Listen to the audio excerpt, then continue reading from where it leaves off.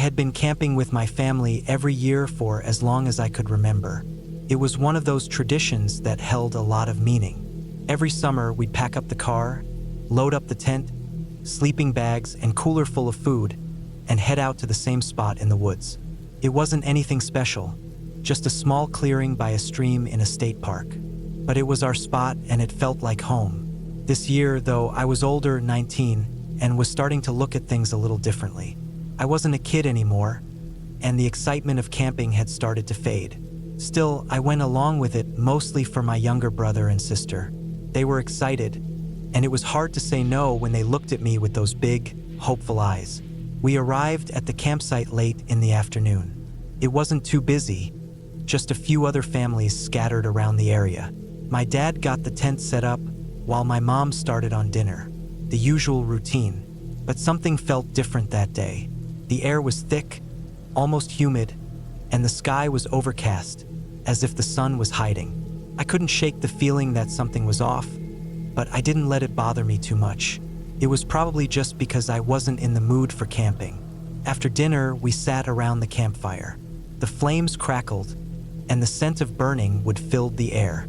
The kids were playing around the fire, and I was sitting on a log, staring at the flames. That's when I noticed it. A strange silence had settled over the forest. The usual chorus of crickets and distant bird calls was gone. The only sound was the crackling of the fire. It felt like the entire forest was holding its breath. I tried to ignore it, but it was hard to shake the feeling. I got up and walked to the edge of the campsite, where the trees started to get thick. The wind had picked up slightly, rustling the leaves, but there was still something unsettling about the silence. It was like the woods were waiting for something, waiting for me. I was about to turn back when I saw it. A flicker of movement between the trees. It was quick, almost imperceptible, but it was there. My heart skipped a beat. I told myself it was just an animal, a deer or a raccoon, but the hairs on the back of my neck stood up anyway. I watched the spot where I'd seen the movement, but there was nothing now. Just shadows between the trees. I decided I'd had enough of being outside and made my way back to the campfire. My brother and sister were laughing, their faces illuminated by the orange glow. My parents were talking quietly. I didn't mention what I had seen, figuring it was just my imagination playing tricks on me. Still, I couldn't shake the feeling that something wasn't right. That night, after we all went to bed, I had trouble sleeping. It wasn't that I was scared, exactly. I just felt uneasy, like I wasn't alone. I kept hearing noises outside the tent, branches snapping, leaves crunching, the faint sound of something moving just beyond the edge of the firelight. I tried to tell myself it was just animals, but it felt deliberate, like whatever it was getting closer. At some point, I must have dozed off because I woke up to the sound of the tent zipper moving. My first thought was that one of the kids had gotten up to use the bathroom, but when I looked over, they were both asleep. I held my breath, listening. The zipper sounded again, louder this time, followed by a soft rustling. Someone was outside the tent, someone who didn't belong. I wanted to scream, to shout for my dad or mom, but the words wouldn't come. I was frozen. The rustling stopped, and for a long time, there was nothing but silence. My mind raced, and I tried to calm myself. Could be a bear, or maybe someone from another campsite walking by. But something told me it wasn't either of those things. Something wasn't right. I lay there, holding my breath, waiting for the next sound. And then it came, a soft scraping noise, like fingers running along the fabric of the tent. My heart pounded in my chest, and I could feel the cold sweat on my skin. I didn't know what to do. I didn't know if I should wake my parents or stay still and hope whatever it was would go away. And then I heard it, a voice, soft and barely audible, coming from just outside the tent. I couldn't make out the words, but it sounded like someone whispering. No one from our group was outside. Everyone was inside, asleep, or at least I thought they were. I wanted to call out to my parents, but the fear had my throat locked. The whispers grew louder, and I could swear I heard my name. My breath hitched in my chest. I couldn't tell if it was just my imagination or if something was really out there. It was as if the very air around me had thickened.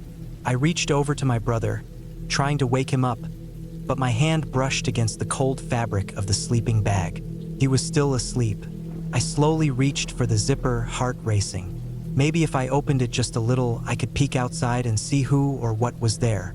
My fingers trembled as I gripped the zipper. I pulled it just a bit, enough to let in a sliver of moonlight. For a moment, I didn't see anything, just the dark shapes of trees and the glow of the dying fire in the distance. But then, a shadow moved in the trees. Something big, something that wasn't supposed to be there. It wasn't an animal. It was too tall, too human.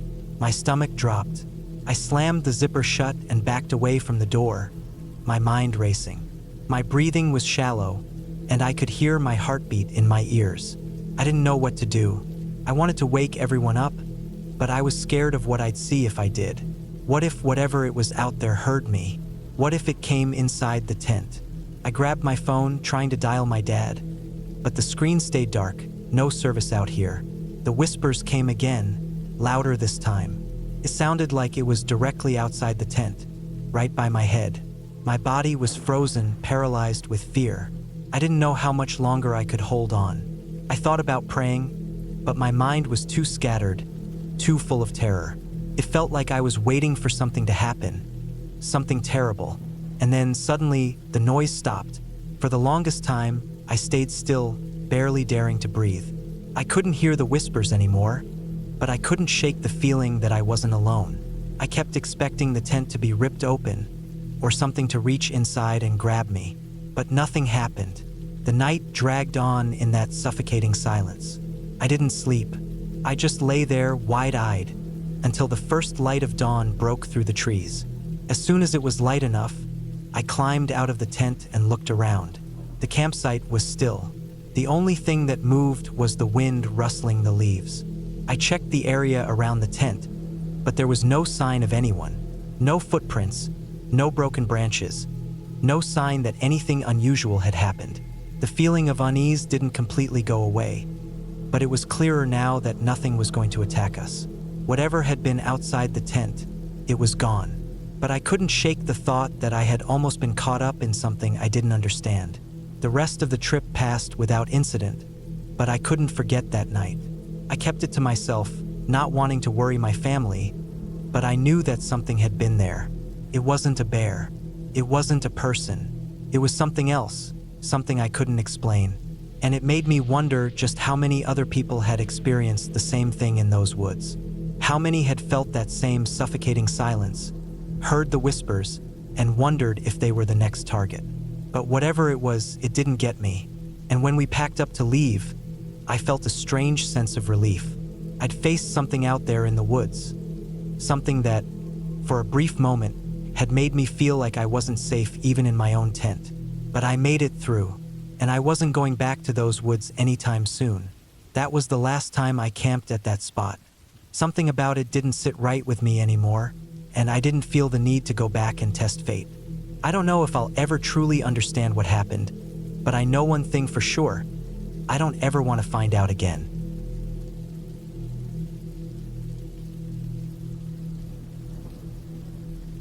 I started the trip on a Thursday afternoon, mid-October. The leaves had started falling, and the air had that cool, dry crispness that always makes me want to be outside.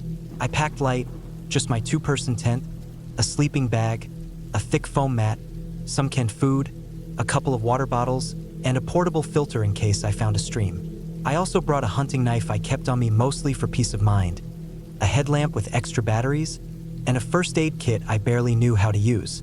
The area I planned to camp in wasn't too far from the edge of a long abandoned quarry that had once been used for stone mining but had since been left to the elements. I didn't think much of it when I saw the quarry on the map. Just another empty place no one bothered with anymore. The hike in was about 4 miles from where I parked the truck on the side of an old logging road. I had read about the trail online. It wasn't maintained anymore, but people had mentioned it was passable and quiet, good for solitude. That's what I wanted. Just silence. No phones. No work emails.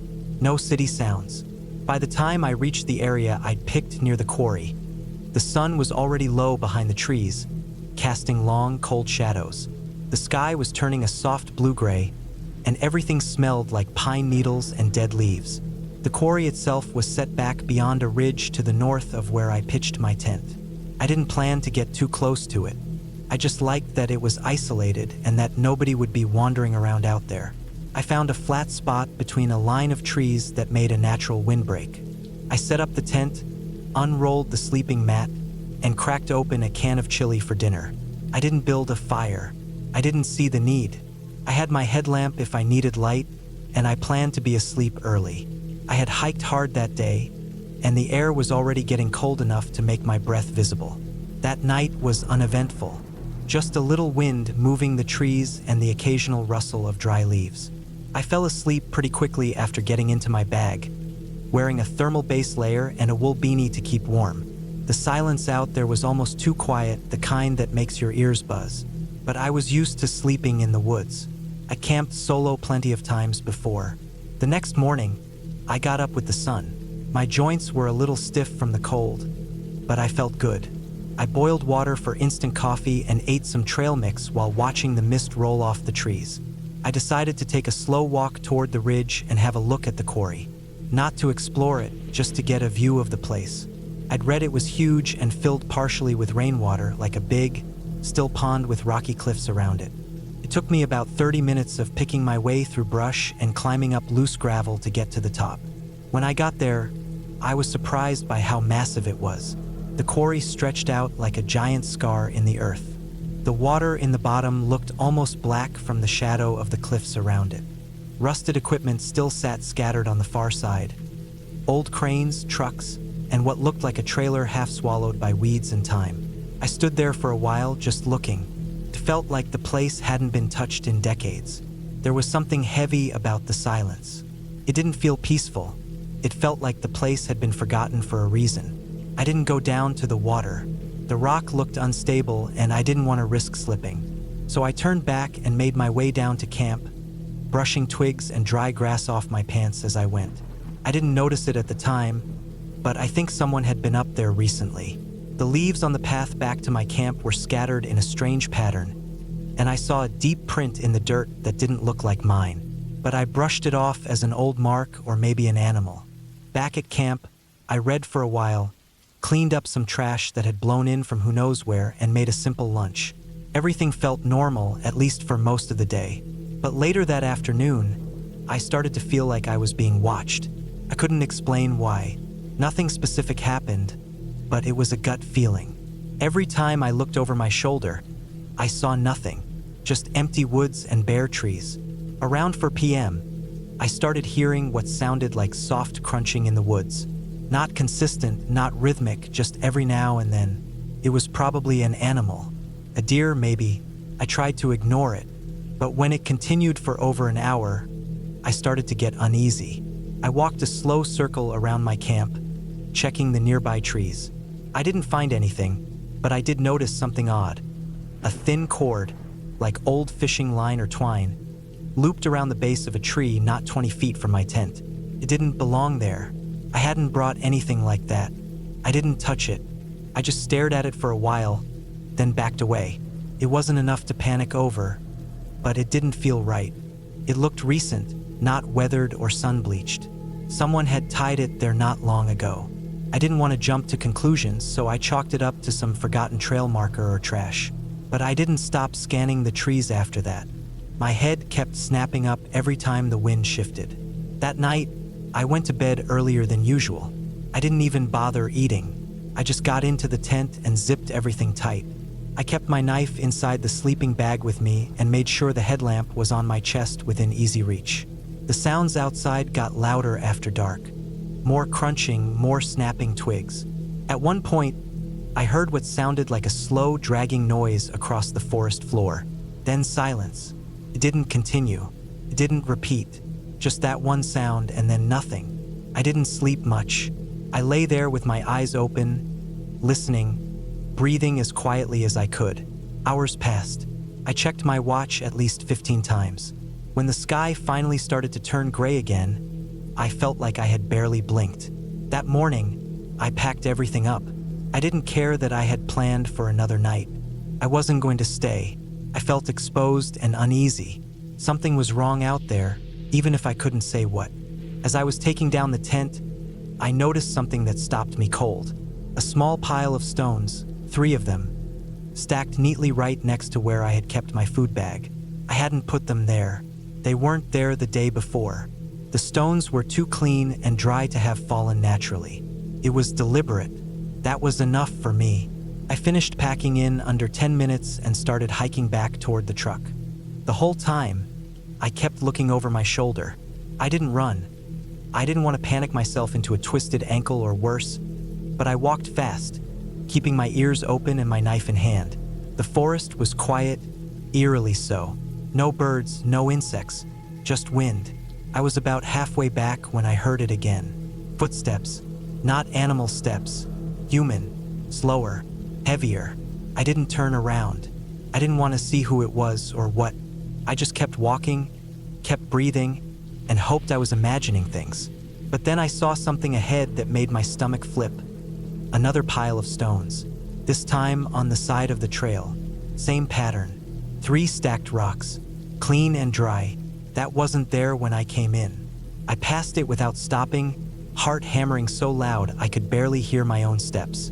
My mouth was dry. I don't think I blinked for several minutes. I finally reached the truck just as the sun was hitting the tops of the trees. I didn't even check my gear.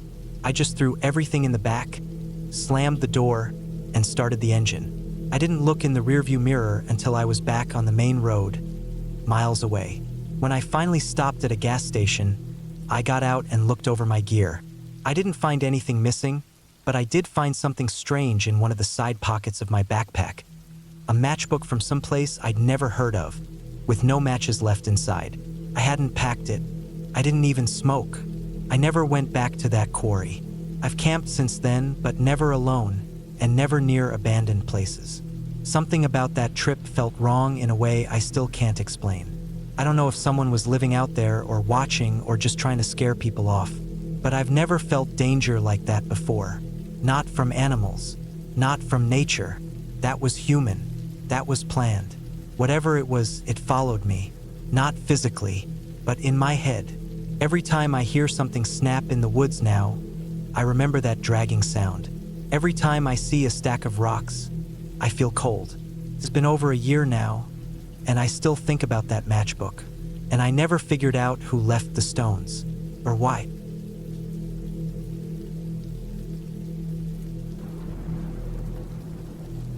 I've always enjoyed camping, but this trip was different. It wasn't the excitement I usually felt when planning a weekend getaway in nature. I should have listened to my gut, but I didn't. The weather had been strange lately. It wasn't just the rain, though that had been pretty consistent. It was the way the forest felt, almost as if something had changed. It all started on a Friday afternoon when I decided to head out with my old camping gear. A few days prior, I'd been looking for a weekend escape, needing to get away from the usual noise of life. After browsing a couple of campgrounds, I settled on one that wasn't too far from home. It was tucked away in a dense forest that was known for its beautiful trails and quiet setting. It didn't have the amenities of other places, but that's why I liked it. Promised solitude, something I'd been craving. Packing up my truck was easy. I grabbed my tent, sleeping bag, a cooler filled with food, a stove, and a couple of books I intended to read by the fire. I was looking forward to a peaceful weekend. As I drove, the landscape began to change. The suburbs slowly faded away, and soon enough, I was surrounded by towering trees and hills, the roads narrowing until there was barely any traffic. The air smelled different too, fresher, as if it had never been touched by human hands. I was about 30 minutes from the campground when the rain started. First, it was light, just a drizzle, but as I drove further into the woods, the rain grew heavier and the visibility became worse. I couldn't help but feel that something was off. There was a heaviness to the air, like the storm had been brewing for longer than anyone had expected. The campground itself was near a river, which I hadn't realized until I saw it on the map. I was okay with it. Water meant cool nights and a chance to fish if I wanted. But as I made the last turn into the site, I began to notice something strange. The place was empty, not a single other car in sight. This was the type of campground that, on a Friday evening, should have had at least a few campers. I parked near a clearing and unloaded my gear. My boots sank slightly in the wet ground as I set up my tent. I wasn't the only one who had come prepared for rain. My tent had a solid rainfly, and I made sure everything inside was set up to stay dry. The few people who had been there earlier must have been wise enough to leave, I thought. But the empty space didn't feel like freedom. It felt empty in a way that was unsettling. I pushed the thought away, deciding I'd deal with it later. The rain was coming down harder now, and it seemed like the forest had become even more still. The sound of raindrops hitting the leaves around me was loud and constant. I started a small fire, and as the flames crackled, I sat down to eat. The wind picked up, and the forest around me seemed to come alive with the sounds of creaking trees and rustling leaves. It wasn't long before I noticed how eerily quiet the rest of the world was. There was no distant hum of traffic, no birds chirping in the trees. It was as if all the wildlife had gone silent. Even the river was a quiet murmur, its usual rush of water almost muffled. I was beginning to feel that tension in the air again. My stomach churned as I tried to ignore it.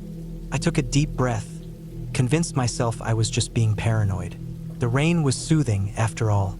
So, I sat by the fire, trying to focus on the warmth it provided. But the longer I stayed outside, the more uneasy I became. I felt like I was being watched. That nagging sensation wouldn't leave, and I tried to shake it off as I finished eating. Once I cleaned up my mess and stowed my gear, I crawled into my tent and zipped it shut. The sound of rain hitting the fabric was constant, but it was comforting. It helped me relax, and I thought I might even get some good sleep.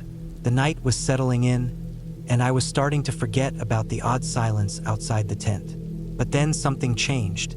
At first, it was subtle, a faint sound in the distance. I told myself it was just the wind, but then it happened again.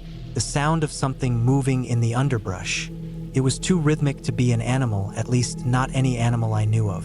The sound was heavy, like someone was walking in the woods, but in a deliberate, slow pattern. It sent a chill down my spine, but I told myself it was nothing. Maybe another camper had arrived late and was setting up. The rain continued to fall, and I tried to push the noise out of my head. I tried to sleep, but sleep wouldn't come. The noise continued, growing closer, then stopping, then starting again. By the time I was fully awake and sitting up in the tent, my mind was racing. I couldn't shake the feeling that whatever was out there was moving around my campsite. I grabbed my flashlight and slowly unzipped the tent just a crack. The light beam flickered for a second as I panned it across the trees, but there was nothing. For a moment, I thought it had just been my imagination. That is until I heard it again. A heavy footstep in the leaves, then another. This time, it was so close that I could feel my pulse quicken. I froze, barely breathing. I knew I should have just stayed inside and locked myself up. But the fear of not knowing what was outside, of not understanding what was going on, pushed me to do something I wasn't sure of. I grabbed my phone, checked for service, nothing. Of course, I had no signal out here. I tried calling my friends, tried texting, anything, but the bars were as dead as my chances of reaching anyone for help. So I was on my own. I lay back down, my mind racing. Maybe it was a bear or some other wild animal, but the feeling was different. It was too deliberate, too human. I told myself I was just being paranoid, but deep down, I knew something wasn't right. I stayed up most of the night, lying still, listening to the noises. At some point, the footsteps faded, and the rain became the only sound I could hear. In the morning, I awoke to the first light of day breaking through the canopy. I had barely slept, and the lack of rest made everything feel worse. I quickly packed up my things, not wanting to linger any longer than necessary. The campfire from the night before was nothing more than cold embers now.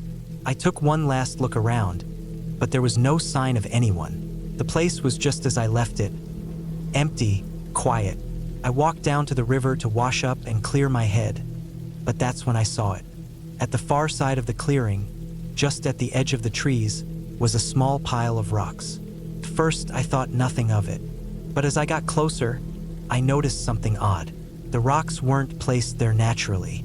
They were carefully stacked, almost like a marker, and they looked recent. The edges of the rocks were still damp from the rain, which meant the pile had been placed there sometime within the last few hours. I felt my heart race again. That pile of rocks was too deliberate, too intentional. Someone had been here watching me. They had seen me the night before. The reality of that hit me hard. I didn't wait around to investigate further. I packed up my gear and left the campsite without looking back.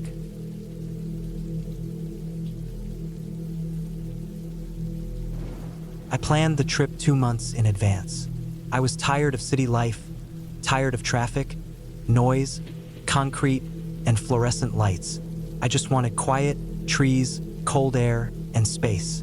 I wanted to be alone. I didn't want to hike with friends or stay at a campsite with other people's fires flickering in the distance. I didn't want RVs or kids screaming on bikes or some guy playing loud music.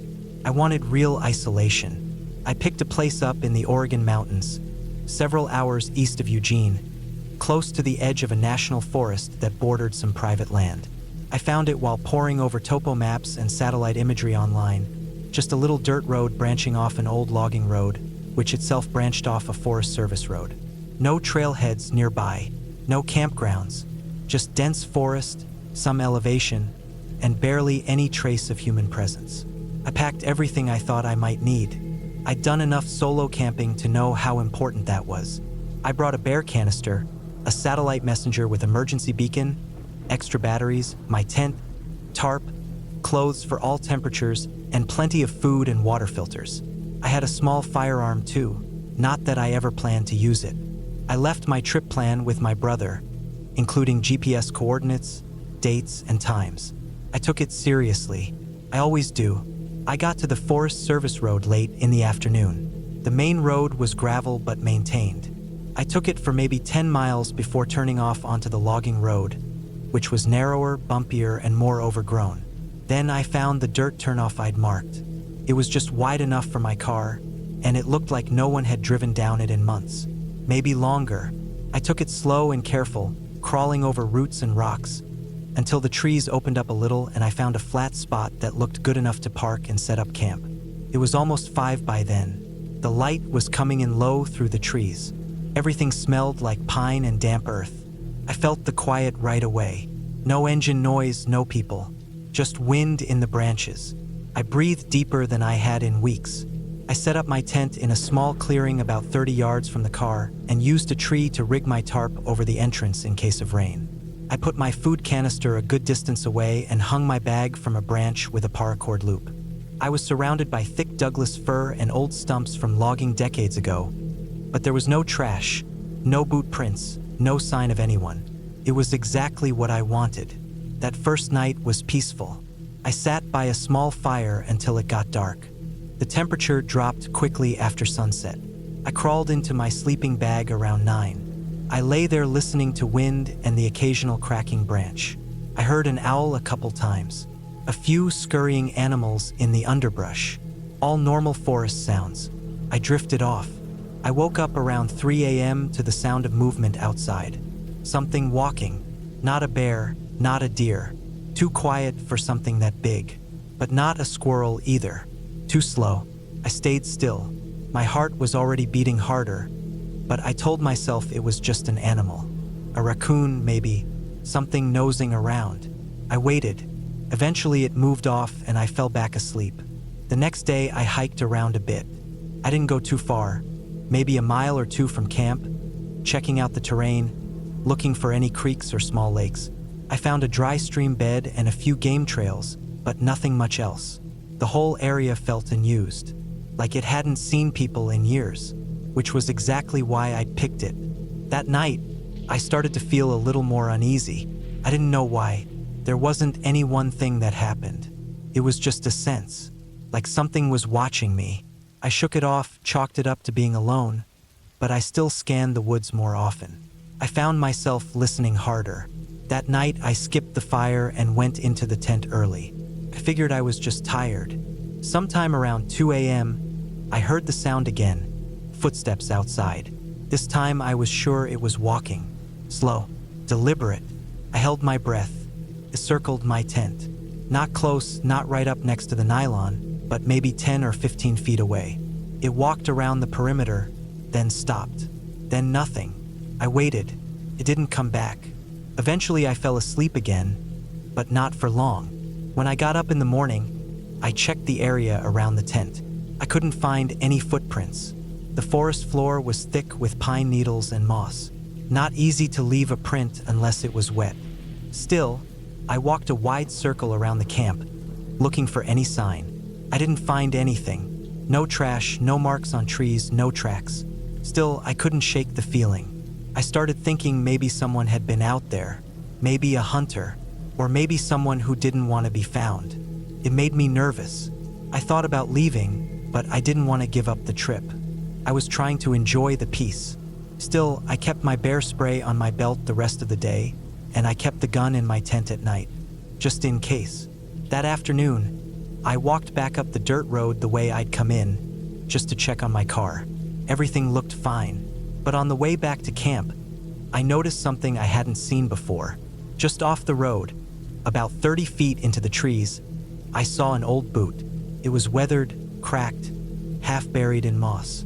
It looked like it had been there a while, but there was something unsettling about it. It wasn't trash. It had been placed upright, like someone had just stepped out of it. I didn't touch it. Back at camp, I kept scanning the woods. Nothing moved, but the feeling of being watched got worse. I couldn't focus. I ate quickly, packed everything away, and tried to calm down. I went to bed early again, but I barely slept. Around midnight, I woke up suddenly. I didn't know why at first. Then I heard it. Something scraping against the outside of my tent. Not loud, a brushing sound, like a stick dragged against fabric. Then silence. Then the crunch of pine needles, slow and steady, moving away. I didn't sleep after that. I waited for sunrise, every muscle tense. As soon as there was light, I got out and checked everything. My tent had a faint mark, maybe 2 feet long, across the back. Not deep, not torn, just a smudge where something had touched it. My food bag was still in place. My gear was untouched, but the sense of unease was overwhelming. I made coffee, sat for 10 minutes, then made my decision. I packed up. I wasn't going to spend another night out there. Something was off. Maybe someone was living nearby. Maybe I'd stumbled too close to private land. Maybe it was just my nerves, but I wasn't going to wait around and find out. I loaded everything into the car and started driving back up the dirt road. I didn't get far. Not even half a mile up, a tree had fallen across the path. A big one. Thick trunk, heavy branches, completely blocking the road. It hadn't been there before. There were no cut marks. It had just snapped. Fresh, green leaves still on the branches. I got out and walked around it. Couldn't move it. Not alone. Not with the tools I had. I considered using the satellite beacon, but I knew the signal could take hours or more to reach anyone, and it would trigger a full rescue response. I didn't want to do that unless it was life or death, so I turned back. I figured I'd camp one more night, then hike out the next morning, leave the car, and get help. It wouldn't be fun, but it was doable. I set up camp again, closer to the car this time, keeping everything packed and ready. I didn't make a fire. I didn't eat much. I stayed alert. That night, everything was worse. I heard movement all around. Not animals.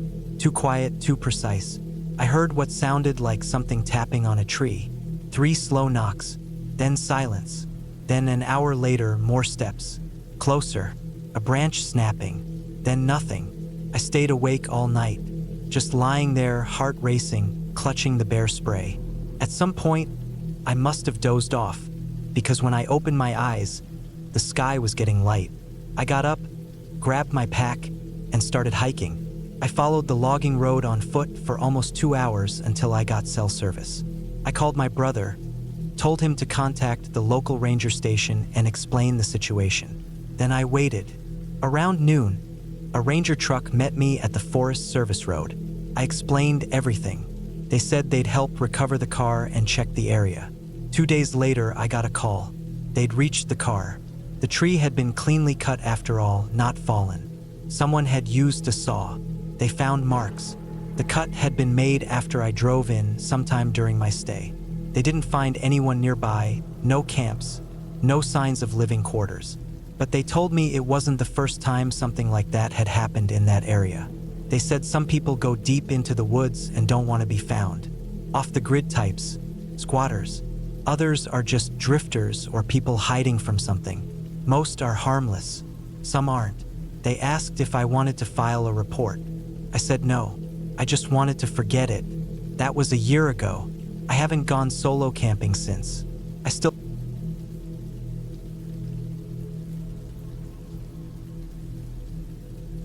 I don't really camp much. I'm not a seasoned outdoors guy.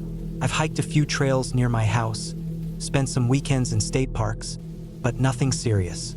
I bought a cheap tent off Amazon, a sleeping bag that was rated for cold even though I never went out in cold, and a little backpacking stove that I only used to boil water once before leaving it in the garage for a year. I wasn't a survivalist.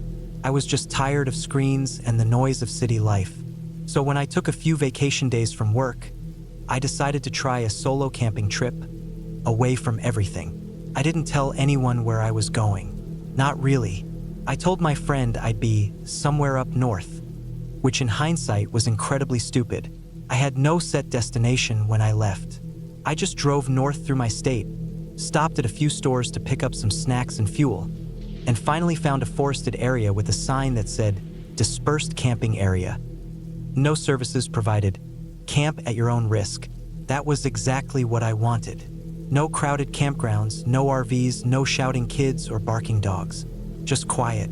The road into the forest was unpaved and narrow. It twisted through thick woods, the kind where sunlight barely reached the floor. The trees looked old and untouched, the kind that had grown there before roads or rules. I drove for about 15 minutes down that dirt road until I found a little pull-off spot. There were no markings or signs, just a small clearing where others had clearly camped before. The usual signs. Blackened rocks from old campfires, broken branches, a rusted beer can. Felt perfect. Isolated, but not too wild. Safe, or so I thought. I set up my tent by late afternoon. The air was cooler under the trees, and I had cell service for a few minutes before it dropped off completely. I didn't care. That was the point, to disconnect. I gathered some dry wood nearby, got a fire going, and made myself an instant noodle packet with hot water. I ate, read a bit of a paperback novel, then settled in for the night around 9 p.m. It was quiet, not dead quiet. The woods have their own noise. Leaves rustling, occasional twigs snapping, the low hum of insects. That first night went by without anything strange happening. I didn't sleep well, but I expected that. I kept waking up, half expecting to hear animals or see someone, but there was nothing. The second day, I decided to explore a bit. I left my tent standing, packed a small day bag with snacks, water, and a compass, and hiked deeper into the woods. I didn't have a destination, just a general sense of direction. I walked for maybe 4 hours before looping back. I found a small stream, some animal tracks I couldn't identify, and one spot where it looked like someone had made a primitive shelter from branches and bark. That part made me a little uneasy. It looked old, though, weather-worn. When I got back to my camp, I had this weird feeling, like things had been moved. Not major things, just subtle. A rock near my fire ring wasn't where I thought I left it. My backpack was zipped differently. My sleeping bag was slightly unrolled. I chalked it up to my memory. I was tired. Maybe I left it like that. That night, I had trouble sleeping again. The noises outside felt louder. I kept imagining footsteps. I'd drift off for 10 minutes, then wake up in a cold sweat, heart pounding. At some point after midnight, I heard a distinct sound of sticks snapping. Not one or two, pattern, like someone walking slowly just outside the thin nylon walls of my tent. I stayed frozen. I didn't move. I didn't breathe loud. I stared into the dark roof of the tent, trying to hear more. It stopped. Just silence again. I told myself it was probably a deer, maybe a raccoon, maybe even the wind. Eventually, I slept. The next morning, I checked around the tent. There were boot prints. Human, not mine. They were clearer in the soft dirt near the fire pit. They weren't deep, so whoever it was, they weren't heavy. But they were fresh. The tread didn't match my boots. My stomach tightened. I stood there for a long time, just staring at them. Someone had walked through my sight during the night. I looked around in a slow circle. No one. No tents nearby. No sign of another person. I felt exposed. I considered packing up right then, but I told myself it was probably just a hiker. Maybe they passed through by accident. It's public land. Not illegal. Still, I couldn't shake it. I stayed near the camp that day. I didn't want to leave my stuff again. I read, gathered wood, kept the fire going. I even put a few sticks at the entrance of my camp in a loose pattern so I'd know if someone came through. I didn't mention it earlier, but I had a small hatchet. I started keeping it near me at all times, even when I went to relieve myself. That night, I didn't sleep at all. I stayed inside the tent with the hatchet on my chest, listening. At one point, around 2 a.m., I heard the same snapping again. Twigs underfoot, then silence, then a soft scraping sound, like something dragging lightly along the side of the tent. I didn't move. I held my breath for what felt like forever.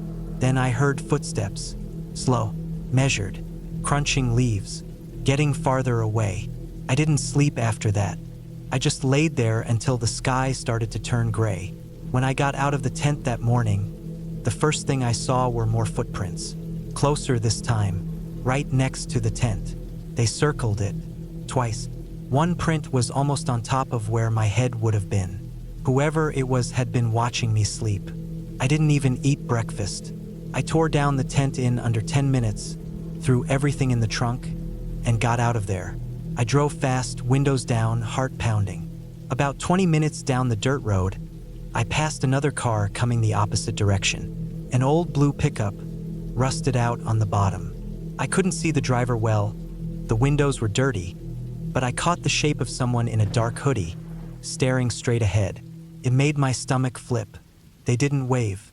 They didn't slow down, just kept going into the woods. I got home late that night. I didn't tell anyone what happened. I took a long shower, slept in my own bed, locked every door and window in the apartment. For the next week, I had this horrible feeling, like someone had followed me home. I checked over my shoulder constantly. I kept the blinds closed. Every sound in the hallway made me jump. Eventually, the fear faded. Life moved on. But a few months later, I read a small article online. It didn't even make national news, just a local report from the region I camped in. A couple had gone missing while hiking in that same forest. Their campsite was found, but no sign of them. The article mentioned their tent had been slashed open. The case was still open. No suspects. I never camped again after that. I sold the gear. I don't hike anymore either. I don't care how beautiful nature is. It's not worth the risk, because I don't think it was an animal that watched me sleep. It was a man who didn't say anything, didn't steal anything, didn't hurt me. Not that night. He just watched, and he might have come back for someone else.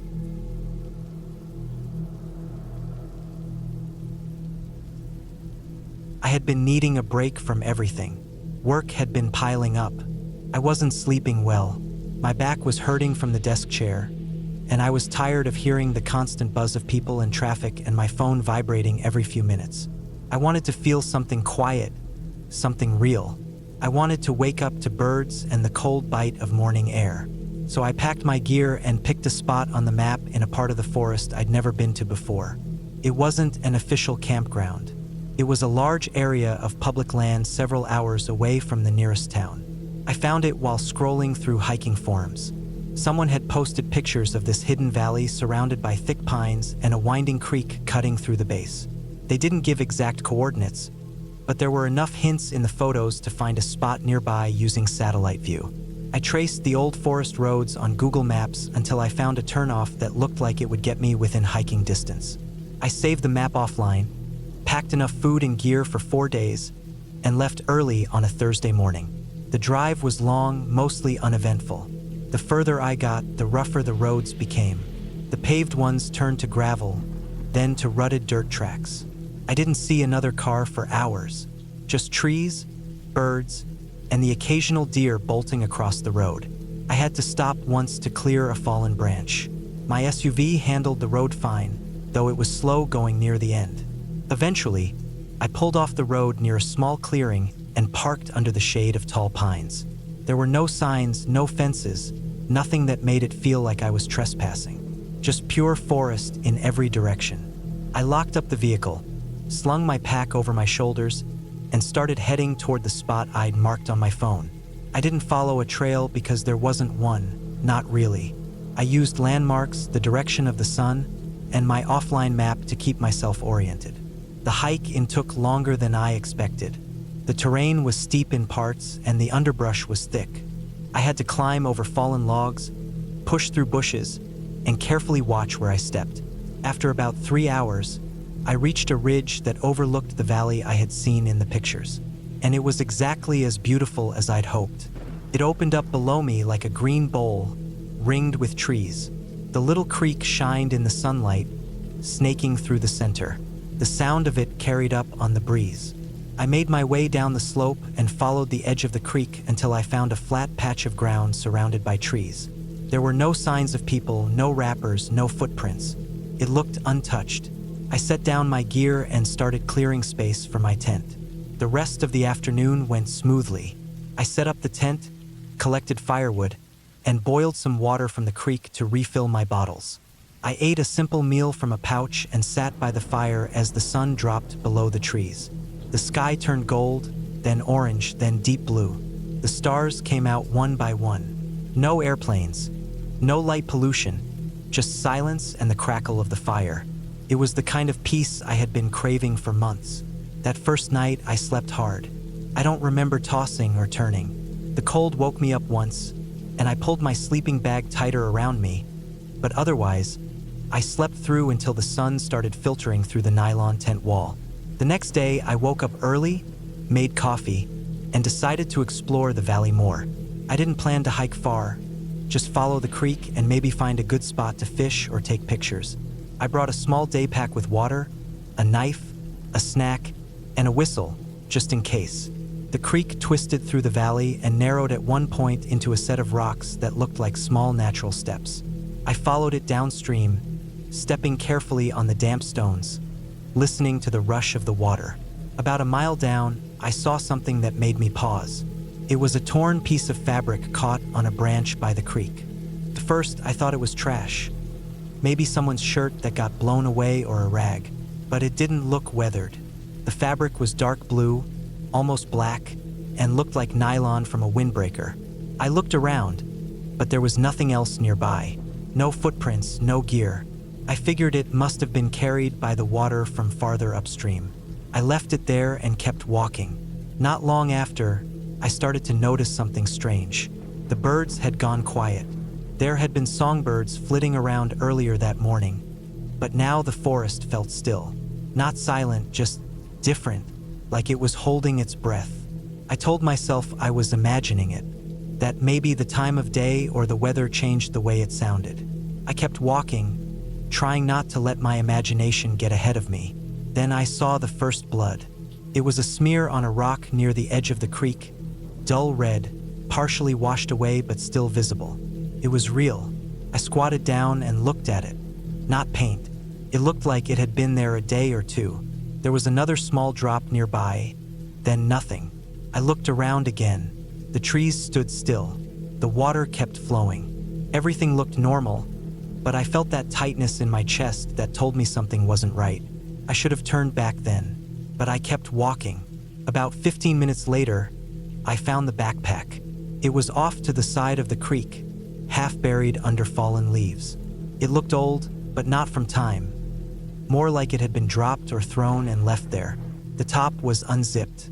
I reached out and opened it the rest of the way, half expecting something to jump out at me. Inside were a few things: a water bottle, a crushed snack bar, and a folded-up map that was soaked and falling apart. No ID, no phone. I didn't touch anything else. I stood up and backed away. That's when I felt the first wave of real fear. This wasn't just someone forgetting their pack. The blood, the fabric, the silence, it was adding up to something bad. I turned around and started heading back the way I came. I wasn't running, but I wasn't strolling either. Every snap of a twig made me glance over my shoulder. I got back to my campsite in less than an hour, faster than I had gone out. Everything was still there. Tent untouched, fire ring cold, gear exactly where I left it. But I couldn't shake the feeling anymore. I boiled more water, ate something to settle my stomach, and sat on a log watching the trees for movement. I told myself maybe it was an old hunter's gear or a hiker who had gotten hurt and rescued. But why hadn't anyone cleaned it up? Why the blood? Why the silence? I decided not to stay another night. It was only early afternoon, but I started packing my gear. I could make it back to the car before dark if I left soon. I didn't want to be walking through the forest in the dark. Not anymore.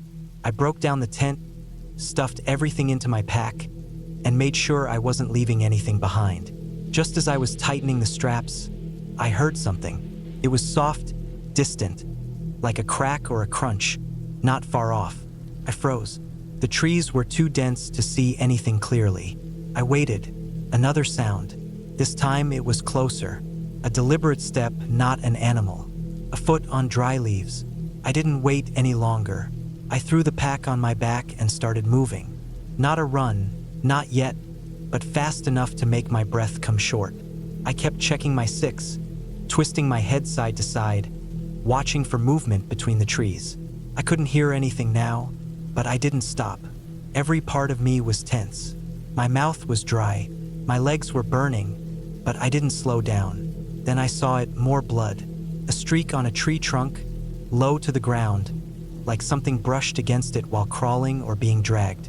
It was fresher than the last, still dark, not fully dried. I picked up the pace. My brain was flashing images at me. Someone hurt, someone hiding, someone watching. I couldn't make sense of it. I just needed to get out. I kept going until the terrain started to look familiar. I saw the ridge where I had come down on the first day. My heart was pounding. I climbed the slope, slipping once and cutting my hand on a rock. I didn't stop to check the wound.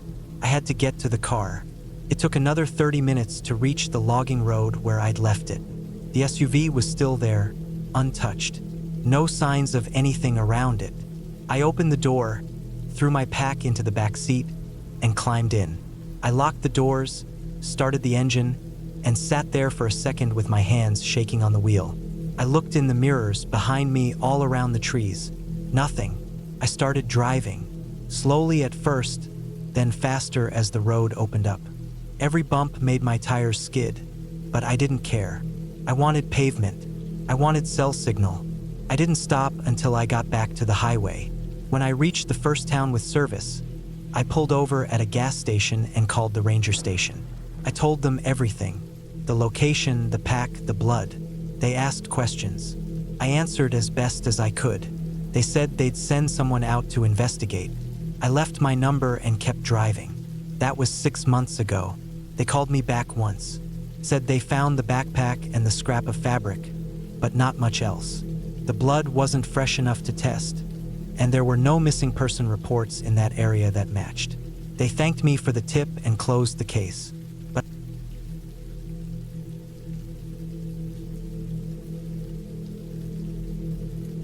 I had been to plenty of campgrounds in my life, but there was something about this particular one that felt different. It was a small, lesser-known spot tucked deep in the woods, far from the usual crowds of campers and the noise of city life. I wasn't even sure why I picked it. Maybe the seclusion had an appeal, or maybe I was just looking for some time away from the grind. Either way, my decision had been made, and I found myself setting up camp on a chilly autumn evening, the woods around me thick with trees and shadows. I arrived late in the afternoon, just as the sun was starting to dip below the horizon. The air had that crisp, earthy scent of fallen leaves, and a slight breeze rustled the branches overhead. The campsite I had chosen was isolated, with no other campers in sight. I thought it was perfect, just the peace and quiet I was looking for. My tent went up quickly, and I started a small fire in the fire pit. The crackling flames provided some comfort, casting long shadows around me. I settled in, enjoying the solitude. As I sat there, the firelight flickering across the trees. Something about the silence felt wrong. The woods were supposed to be peaceful, right? But there was a heaviness in the air, a tension I couldn't quite explain. The usual forest noises, the chirping of crickets, the distant calls of birds were absent. The only sounds I heard were the crackling of the fire and the occasional rustling of leaves in the wind. It was unnervingly quiet. I shook off the feeling, convincing myself it was just my imagination. I was alone in the woods, sure, but that was the point. To be alone, to clear my head. As the night deepened, I prepared some food over the fire and ate it slowly, savoring the peace. The temperature had dropped considerably, so I put on a jacket and pulled my legs up under me as I stared into the flames. The quiet stillness of the woods was starting to feel like it was pressing in on me.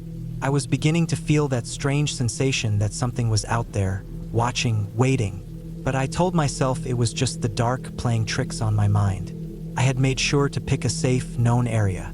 No wild animals were supposed to be in the area, and it was relatively close to the trailhead. If anything went wrong, I could just pack up and leave. But something gnawed at me. After some time, I noticed that the wind had died down completely. The trees stood still, their branches heavy and unmoving. The fire crackled less, its warmth flickering in the night like a dim heartbeat. That's when I heard it. A soft, steady sound in the distance. It wasn't animal. It was rhythmic, like footsteps. I sat up straighter, trying to figure out if I was hearing things. The footsteps weren't fast or hurried. They were slow, deliberate, like someone walking through the brush. But that didn't make sense. There were no other campers around, no one for miles. My heartbeat quickened, and I stood up, straining my ears. The footsteps continued, getting closer. I grabbed the flashlight I had near the fire, trying to steady my hands. The beam of light cut through the darkness, scanning the surrounding trees. I saw nothing, no one, but the footsteps. They were still there, and they were getting closer, almost as if they were coming toward me. My stomach twisted. I wanted to scream out, to call for help, but there was no one to hear me. The woods were too vast, too empty. I felt exposed. If anyone was out there, they could easily be watching me, hidden by the trees. I turned to my tent, where I had left my backpack and gear, but I didn't dare move toward it just yet. I wasn't sure if it was just my mind playing tricks or if someone or something was out there. The footsteps stopped suddenly. I froze, waiting. The silence was deafening. I could hear my own heartbeat pounding in my ears. For what felt like an eternity, there was no sound at all, only the crackling of the fire. Then I heard it again, a soft rustle, but this time much closer. Closer than I had expected. My pulse raced as I slowly reached for the knife I had tucked into my waistband. It was a small thing, but it would have to do. My breathing became shallow, and I began to inch toward my backpack, still unable to see anything in the dark. My senses were on edge. The footsteps started up again, but now they were unmistakably moving toward me. Without thinking, I bolted toward the fire, moving fast, my eyes scanning the shadows for any sign of movement. The closer I got to the fire, the more I felt exposed. But there was nowhere else to go. The woods felt like they were closing in on me. I stopped at the fire pit, gripping the flashlight like it might save me. For a moment, nothing happened. The footsteps stopped again, leaving nothing but the sound of my heavy breathing and the crackling of the fire. Then, just when I thought I might be imagining the whole thing, I heard it, a loud snap like a branch breaking underfoot, but far too close. My heart jumped into my throat. I spun around, the flashlight beam cutting through the dark trees. There, just at the edge of the light, I saw something move. Not a person, but a shadow. A figure hunched and low, shifting just out of sight. I didn't wait to see more. I ran. My legs carried me as fast as I could go, my feet stumbling over roots and rocks in the dark, the flashlight in my hand bouncing wildly.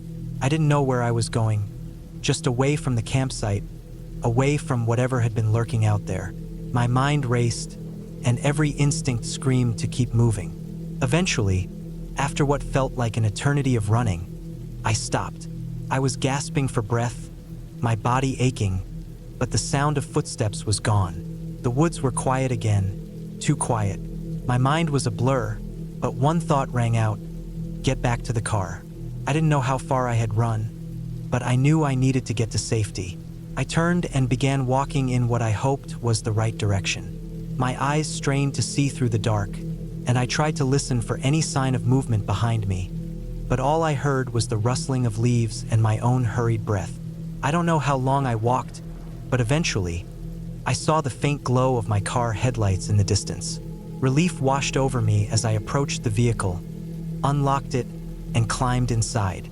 I slammed the door shut, locking it behind me. I sat there in the car for a long time, staring out at the dark woods, trying to make sense of what had just happened. I was shaking, my heart still pounding in my chest. What had I just seen? Had it been a person? Had it been something else? It didn't matter. I wasn't going back to that campsite. Not tonight. Not ever. As I started the car and pulled away, I looked in the rearview mirror one last time. The woods were still, but I knew that something was out there. Something I couldn't explain.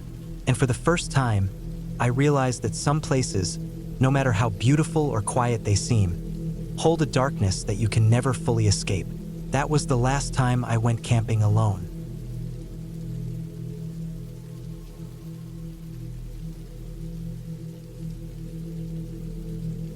I had never been the type to back out of plans, but when my friends suggested a camping trip deep into the woods, something about it felt off. Still, I went along with it. What was the worst that could happen? It was just a weekend camping trip, after all.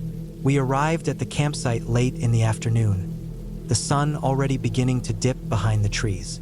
The place was isolated, far from any trails, with nothing but the wilderness surrounding us. The first impression was beautiful, calm even, the kind of place you'd imagine when you think of peaceful nature. But that peacefulness, something about it felt too still, too quiet. We set up camp. A small clearing in the woods had a fire pit, which we began to prepare for our evening campfire.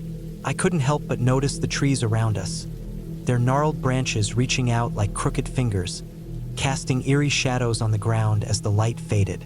As the fire crackled and the smoke curled up into the air, my friends were laughing, joking about old camping memories. I tried to join in, but my mind was elsewhere. I kept glancing at the trees, the way they moved in the breeze, and the occasional sound of rustling leaves that didn't quite fit the rhythm of the wind. I shrugged it off, trying to enjoy the moment, but that odd feeling never left. Nightfall settled in, and with it, a deep silence. The fire was the only source of light. I could feel the darkness pressing in around us, the kind of silence that envelopes you and makes every little sound seem louder than it should be. The kind of silence that makes you hyper-aware of every breath, every movement. I went to get more firewood, my mind still not at ease. As I walked into the trees, the air felt colder.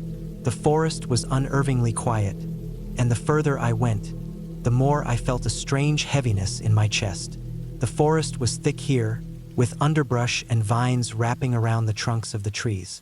I couldn't see far, but it felt like something was watching me, waiting just beyond my vision. I shook the feeling off as paranoia. I'd heard all the stories about isolated campsites and how they could mess with your head. I grabbed some wood and headed back to the fire, trying to ignore the nagging sensation in the back of my mind. The night dragged on. The fire began to die down, and with it, the warmth. My friends were already retreating to their tents, leaving me to sit by the fire alone for a while. I stayed, listening to the crackling of the embers and the occasional sounds from the forest. It was too quiet now. The usual nighttime chorus of crickets and distant animal calls had vanished. All that was left was the wind, and it seemed different. It howled through the trees in an odd, unnatural way, like it was trying to communicate something. At some point, I heard something else, faint but distinct. A snap, like a twig breaking, followed by a rustling sound. I stood up, looking around the camp, but I saw nothing. The sound didn't come from any particular direction, but I was sure it wasn't the wind. Something had moved out there. My instincts kicked in, and I grabbed my flashlight, shining it into the trees. The beam of light cut through the darkness, revealing nothing but shadows and branches. I called out to my friends, but the camp was silent. The only thing I could hear was my own breathing, shallow and fast. I chalked it up to nerves. Maybe a deer or some other animal had wandered too close. But as I returned to my seat by the fire, I couldn't shake the feeling that something was wrong. I glanced over at the tents, but they were empty. It didn't make sense. The fire was dying. The others should have been out here, not huddled in their tents. I went to check, but when I unzipped my tent, I found it empty. No sign of my friends. No trace of where they could have gone. It made no sense. My stomach dropped as I frantically searched the campsite. There was no one around. I shouted their names, my voice cracking with fear. No answer. The darkness around me felt suffocating, oppressive. Every corner of the camp seemed to hold something hidden, something I couldn't quite see. The fire was nearly out, leaving only a faint glow. I ran through the campsite, calling for my friends, but it was as if the woods had swallowed them whole. The emptiness was overwhelming, and that cold feeling I had earlier returned in full force. I realized I wasn't alone. The snapping of twigs, the rustling of leaves. This time, it was closer, much closer. I swung my flashlight around, but there was nothing there. My heart was pounding in my chest as I backed toward the fire. My mind raced with every possible explanation, but none of them seemed to fit. What the hell was happening? I froze as I heard something heavy breathing just beyond the light of the fire. It was slow and labored, like it was trying to remain hidden, but it couldn't quite control the noise. I tried to steady myself, to think, but all I could focus on was that sound. The rustling started again, then stopped. I felt like I was being hunted. In a panic, I grabbed what little gear I had left near the fire and sprinted toward the direction I had come from, hoping to find a road or some sign of civilization. The forest closed in on me as I ran, and I felt the pressure mounting. Everything seemed wrong. The woods were too dense, the path too narrow. My flashlight flickered, casting strange shadows that only added to the feeling of being watched. The deeper I ran, the more I felt something was trailing behind me. Something fast, something hungry. I could hear it crashing through the underbrush, too close for comfort, but I dared not turn around to face whatever it was. My legs were burning, my breath ragged, and my chest felt tight with panic. My heart seemed to be pounding in my throat. Then, just as I was about to collapse from exhaustion, I broke into a small clearing. In the center of it stood a weathered, abandoned cabin. I hesitated for a moment, unsure of whether it would be better to keep running or seek refuge inside. The sounds from the forest were growing louder, and the feeling of being chased was undeniable. Without thinking, I ran for the cabin. I didn't care who or what had left it behind. I just needed to get away from the forest, from whatever was out there in the dark. My hands were shaking as I fumbled with the door, but it opened. I rushed inside, slamming it shut behind me. The interior was dark, with dust and cobwebs covering the furniture. I didn't care. I locked the door, my heart racing as I leaned against it, trying to steady myself. For a moment, there was silence. I listened carefully, but all I could hear was my own breathing and the distant rustling of the forest. I stayed in that cabin until morning. The night felt endless, and I didn't dare leave. Eventually, the first light of dawn crept through the cracks in the cabin's walls, and with it, the sound of birds returning to the woods. The oppressive feeling lifted, but the sense of unease stayed with me. The woods had felt alive in a way that was impossible to ignore, but as the daylight broke, I knew one thing for sure. Whatever had happened to my friends wasn't just some figment of imagination. Something in that forest had taken them. I left the cabin, never looking back, and followed the sun until I reached the main road. No one ever found my friends. The authorities searched the area, but there was no trace of them. No sign of anything unusual, just the same stillness that had taken over that night. I never returned to those woods, but every time I see a dark, quiet forest, I feel that same cold weight pressing down on me, and I know that whatever was out there, it's still waiting.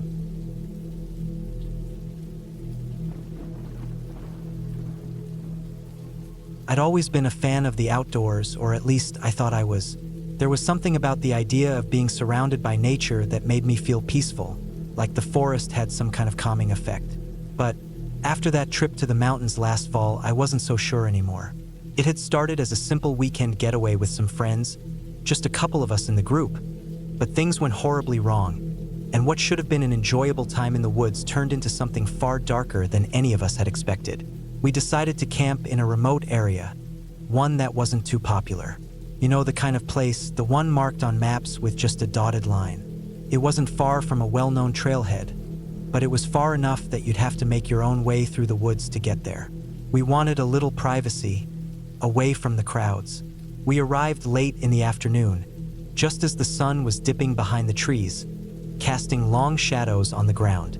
The campground was nestled by a small creek, its water running quietly, as if it was a secret only the forest knew. It felt like a serene spot at first glance, but I'd soon realized that sometimes the prettiest places hide the darkest secrets. The night went by without incident, aside from a couple of squirrels getting too close to our food. We laughed it off and settled in for the night. The warmth of the fire crackled softly, and the stars above were brighter than I'd ever seen. For a moment, everything felt perfect, but that was the problem. I've always believed that when something seems too perfect, it's usually hiding something, a warning that we either choose to ignore or simply don't see. And that's exactly what we were doing, ignoring the warning signs.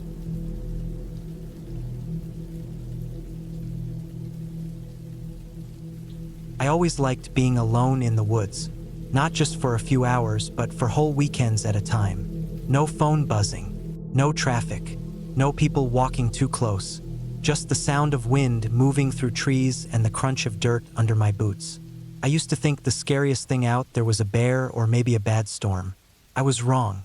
It was early fall when I went on the trip that changed everything. I remember that because the leaves were still mostly green, but they had just started to turn. A few orange and yellow patches dotted the trees, and the air had a cooler edge to it, especially at night.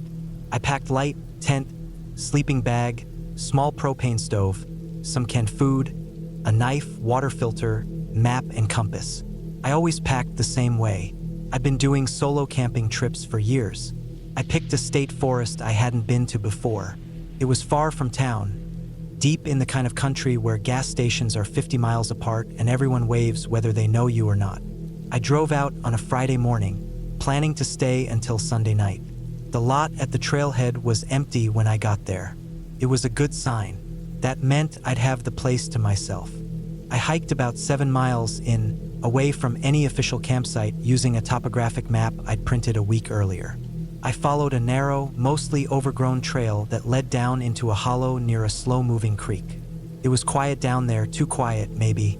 No real birdsong, no animal noises, just wind and the soft trickle of the water. I told myself it was just the time of year. I set up my tent near a flat spot just off the creek. The ground was soft from a little rain earlier in the week, but not muddy.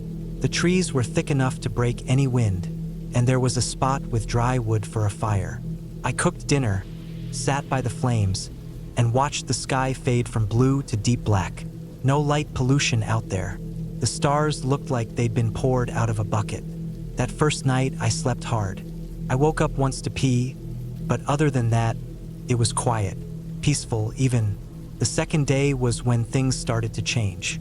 I spent most of that Saturday hiking around the area. I didn't go far, maybe a 2 or 3 mile loop through the trees. The trails weren't marked, so I used my compass and a few landmarks to keep track of where I was. Around midday, I found some old rusted cans and a broken camp stove half buried in leaves. Looked like someone else had camped here years ago. I took a picture of it with my phone. No service, of course, but I like to document stuff. When I got back to camp that afternoon, I noticed something small but strange. One of the sticks I had laid out to mark the trail back to my tent was moved. It wasn't broken or kicked, just angled differently. I stared at it for a long time, trying to convince myself I'd made a mistake. Maybe I laid it that way and forgot. Or maybe a raccoon dragged it, who knows? Still, it stuck in my head. That night, the wind picked up and I didn't make a fire. I ate cold food from a can, crawled into my sleeping bag, and tried to read by headlamp.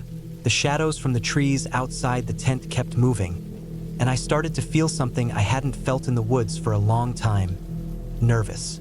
I turned the light off and laid there for hours, eyes open, listening. Just before I drifted off, I heard something. Not an animal sound, no rustling or snapping twigs, but something heavier, deliberate, a footstep, just one.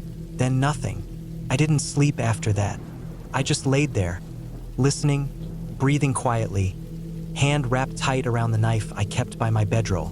At some point, I must have dozed off because the sun was up when I opened my eyes again. My mouth was dry, my back was sore, and when I stepped outside, I found more things wrong. There were 2 boot prints not far from my tent. I hadn't seen them there yesterday. They were deep, heavy, and not mine, too wide, too long. They were aimed toward my tent and then turned away toward the woods. I crouched beside them for a long time, just staring. My first thought was that maybe a ranger had wandered by, but no ranger would hike that far off trail without making their presence known. No calls, no warnings, no notices left on my tent. And it was Sunday, no one else should have been around. I decided to break camp. It wasn't even 9 a.m., and I felt like someone had poured ice water down my back. I packed fast and quiet. My ears kept twitching at every sound in the trees. Every snapping twig made my stomach tighten. I didn't bother cooking breakfast. Just water and some dry trail mix shoved into my mouth as I stuffed everything into my pack. As I started back, I couldn't shake the feeling that I wasn't alone. I moved quickly but didn't run. My boots thudded on the earth, but behind me, every so often, I'd hear another sound. A soft crunch, a snap. I stopped several times and turned, eyes scanning the woods, but there was nothing. Just trees and leaves and silence. About 4 miles into my hike back to the car, I found something that made my chest tighten. Another footprint, this one fresh, in the middle of the trail. It hadn't been there when I came in, and it wasn't mine. The dirt was still damp underneath, like it had been made not long ago. It was facing toward me, toward my direction of travel. Whoever it was had walked in behind me. At that point, I started moving faster. I broke into a jog a few times, then stopped, listening, then walked again. The trail was harder to follow going out because I wasn't stopping to look for landmarks. I started worrying about getting turned around. I pulled out my compass and tried to stay focused, but my nerves were shot. I felt like my skin was crawling. I reached the trailhead after what felt like hours. My legs were shaking, my shirt soaked with sweat even though the air was cold. My car was still there, alone in the lot. No other vehicles. I looked around the edge of the lot, scanning the tree line. Nothing moved. I got in, locked the doors, and sat for a long time with the engine off. I couldn't prove that someone had followed me, but I knew. I knew I'd heard someone, seen their prints, felt them watching. Something about it wasn't just accidental. I'd camped in forests for years and never felt that kind of deliberate presence before. When I got home, I unpacked slowly, carefully. I laid out my gear on the floor and checked everything. Then I found something I hadn't noticed before. My knife, the one I kept beside me when I slept, wasn't where I'd packed it. I always put it in the same side pouch of my pack. Instead, I found it tucked into the main compartment, and it was wet, not soaked, not bloody or anything, but damp, like it had been wiped clean. I sat on the floor staring at it for what felt like an hour. I never heard anything on the news about a missing person out there. No weird reports. No stories about strange men in the woods. Nothing. Just silence. It's been a year now. I haven't gone camping since. I still think about that trip almost every night. About the sound of that one step. About the footprints. About the knife. Someone was out there, watching me, maybe waiting. I don't know what would have happened if I hadn't left early that morning. I try not to think about it too much, but it sneaks up on me when it's dark out and I hear a creak in the hallway or see movement in the trees outside my window. Sometimes, late at night, I wonder how long he was out there watching me. If he was already in the woods when I arrived. If he saw me hike in. If he followed me from the beginning. If he stood there, just outside the firelight, while I sat there thinking I was alone. And I wonder what he planned to do if I hadn't noticed the footprints. I still keep that knife by my bed now, and I never camp alone anymore.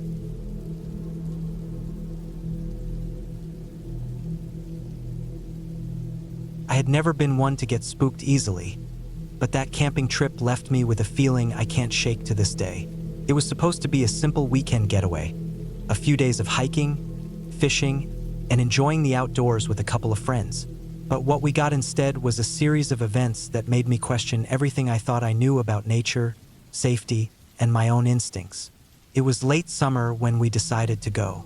The sun was still high, the days long, but the air had started to carry that crisp edge, signaling that fall was on its way. We picked a small, somewhat secluded spot near a creek. Not too far from civilization, but far enough to make it feel like we had the woods all to ourselves. None of us were really into roughing it. We liked the idea of being out in nature, but preferred to have some comforts. So we brought a tent, a cooler, and plenty of food and supplies. The first day was idyllic, as we unpacked and set up camp, laughing about old memories and planning what we'd do the next day. It was quiet, too quiet. The kind of quiet that makes you aware of every little sound, even the rustling of leaves in the wind, or the distant sound of water rushing over rocks in the creek. That night, as we sat around the fire, it was almost eerie. The light from the flames cast long shadows, and the smell of burning would fill the air. The usual chorus of crickets and frogs was absent. There was just silence. Still, I thought nothing of it. The kind of silence that comes with being in the middle of nowhere. As we turned in for the night, the temperature dropped quickly. I zipped myself into my sleeping bag, trying to ignore the strange feeling that had started to creep over me. The feeling that someone, or something, was watching. I woke up in the middle of the night. The campfire had long since burned out, leaving only the faint glow of embers. My friends were all asleep, their breathing slow and steady, but something felt off. The stillness of the night had taken on a different tone, one that felt thick, oppressive. I sat up in my sleeping bag, straining my ears to hear anything. The distant creek was still flowing, but the usual sounds of the forest, wind, animals, insects, were gone. It was as if the entire forest had gone silent just like that. I lay back down, telling myself I was being paranoid. The firelight flickered from across the camp, the only thing left to chase away the shadows. I closed my eyes, tried to go back to sleep, but I couldn't shake the feeling of unease. Then I heard it, a rustle. It wasn't from the trees or the brush like you'd expect. It was from behind the tent. Something was moving around. My heart started to pound. I didn't want to wake my friends and sound foolish, so I laid still, listening intently. The rustling came again, closer this time. Then a snap, a twig, a very deliberate sound. I forced myself to move slowly, reaching for the flashlight I'd placed just outside the tent. The beam of light cut through the darkness, my hand shaking as I unzipped the tent just enough to peek outside. Nothing, no movement, just the dark, empty campsite. I waited for a few moments, but still nothing. After what felt like an eternity, I decided it was nothing. Probably an animal, I convinced myself. But as I was about to settle back into my sleeping bag, I heard it again, closer this time, just on the other side of the tent. I froze. The rustling was unmistakable, too deliberate to be a wind or a small animal. It sounded almost human. I didn't dare breathe, afraid that even the smallest noise would alert whatever was out there to my presence. It felt like an eternity before the sound finally stopped. I didn't sleep the rest of the night. In the morning, I didn't mention what happened. I couldn't bring myself to. It seemed so unbelievable, so strange. Maybe I had imagined it, but something had been wrong. The day passed like any other. We hiked along the creek, fished, swam, and talked about life. The feeling I had the previous night didn't go away, but I tried to push it down. In the evening, I decided I'd get some rest, hopeful that the strange feeling would disappear in the daylight. That night, I heard the sounds again, but this time they were different. They weren't just in the distance. They were right outside the tent. Couldn't ignore it. I had to wake up my friends. We all sat up, wide-eyed, listening to the sounds of movement just beyond the tent. It was so close, I could feel my breath catching in my throat. We stayed quiet for what felt like hours, waiting for whatever it was to move on. But it never did. Instead, it just got closer. I could hear the sound of breath, slow, steady, but far too deep. It was too much to ignore, too much to pretend wasn't happening. I don't know what happened next. Everything after that is a blur.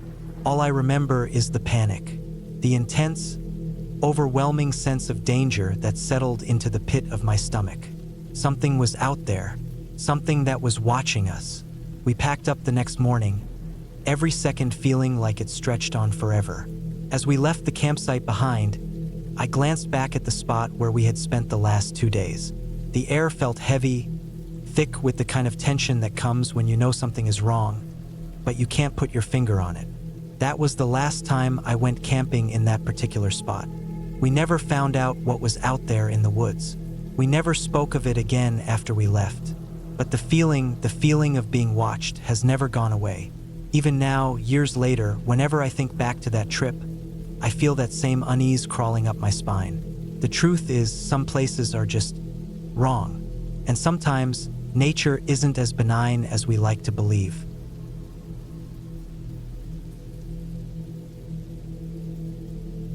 I never thought a simple weekend getaway could turn into something so unsettling. It started with the usual excitement.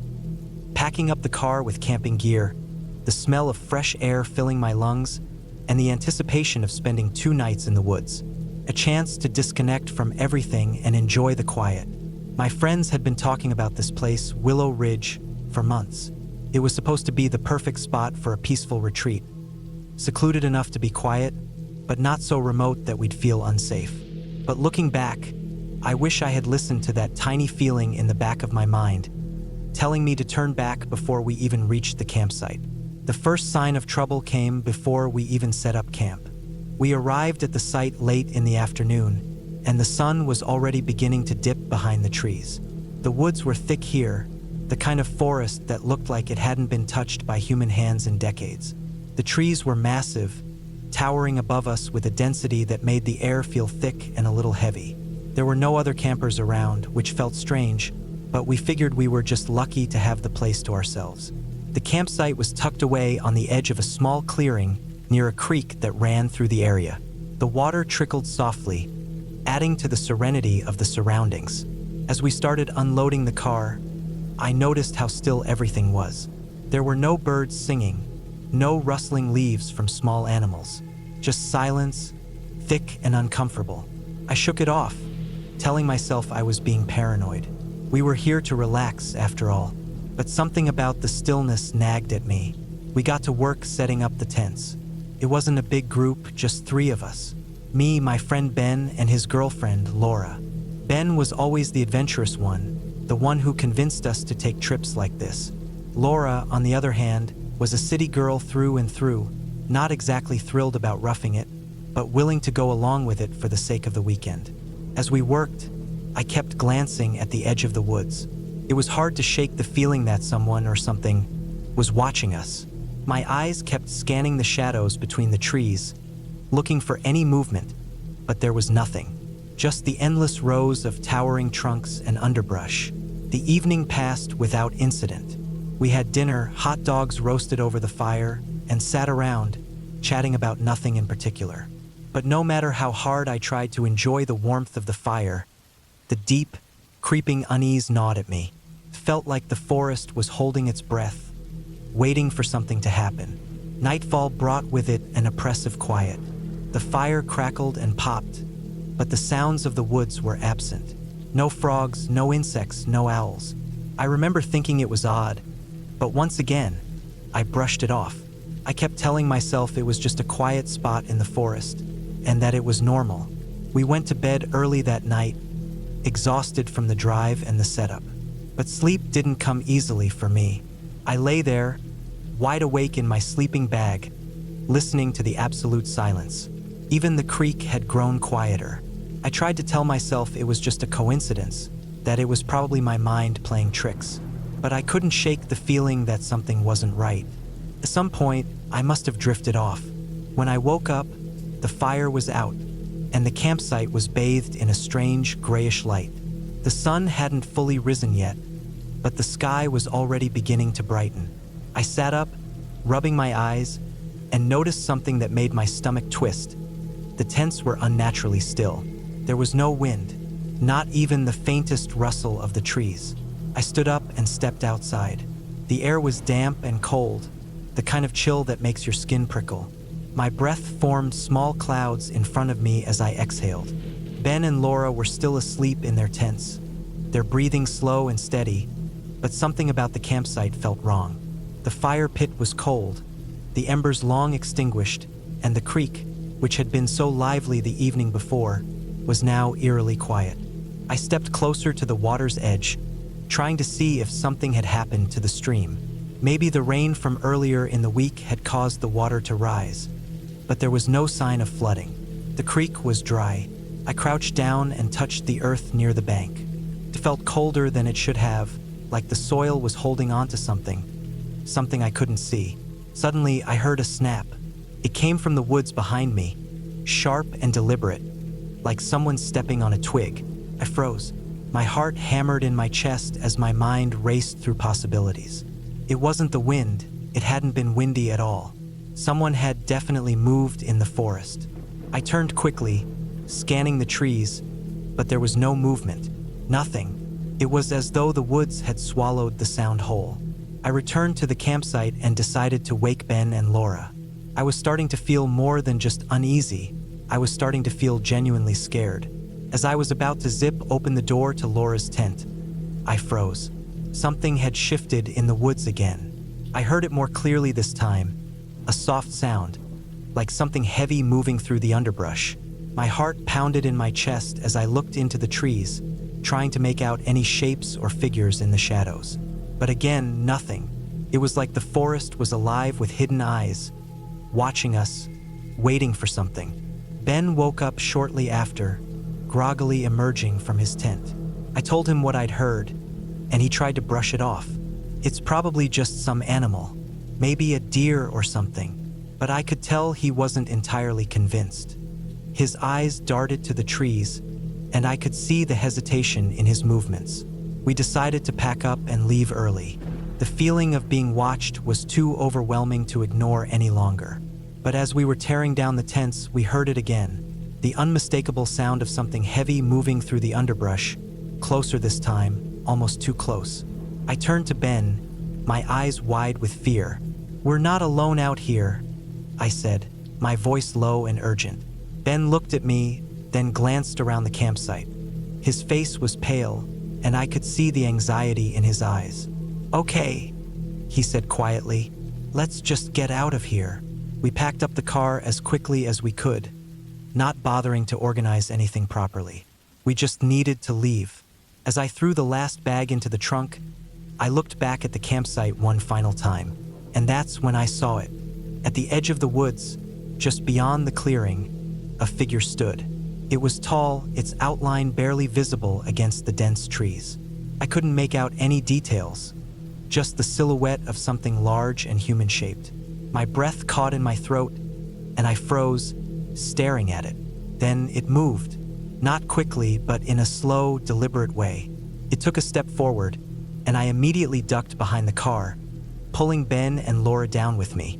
My heart was pounding so hard it felt like it might burst from my chest. We didn't wait to see what happened next. Ben slammed the car door shut, and we sped away without looking back. We didn't talk much on the drive home. The silence between us was thick with unspoken fear. It wasn't until we were safely back at Ben's place that I felt the tension begin to lift. We were far from Willow Ridge now, and the feeling of being watched slowly faded. We never went back to that campsite. In the weeks that followed, I tried to forget what happened, but the memory still lingers. That tall figure in the woods, the way it just stood there watching us, and the strange, oppressive quiet that hung over the campsite, like something was waiting for us to leave. I still don't know what it was. Maybe it was just a person out there, someone who stumbled across the same spot we had. But I can't shake the feeling that something else was watching us that weekend. Something that was far less human than we realized. and I'll never know for sure what that was. But I can tell you this: I won't be going back to Willow Ridge, not ever again.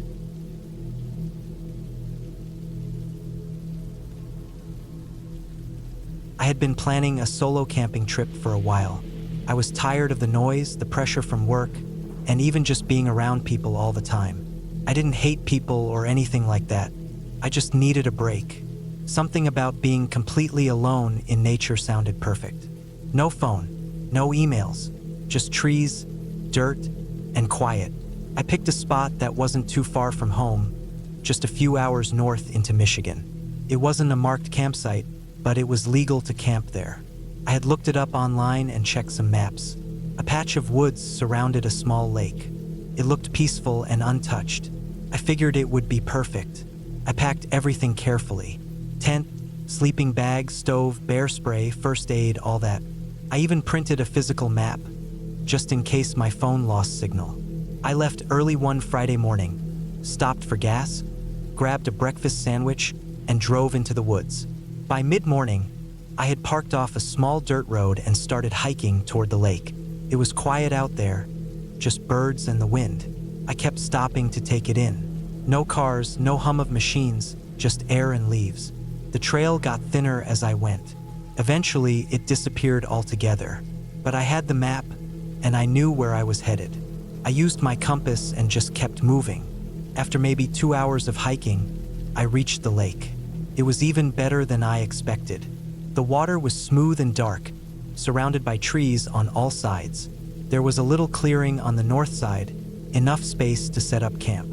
I dropped my pack and got to work. I pitched the tent and rolled out my sleeping bag. I set up my little stove and boiled water for coffee. I sat there sipping from the tin mug, staring out over the water. Nothing moved, not even a ripple.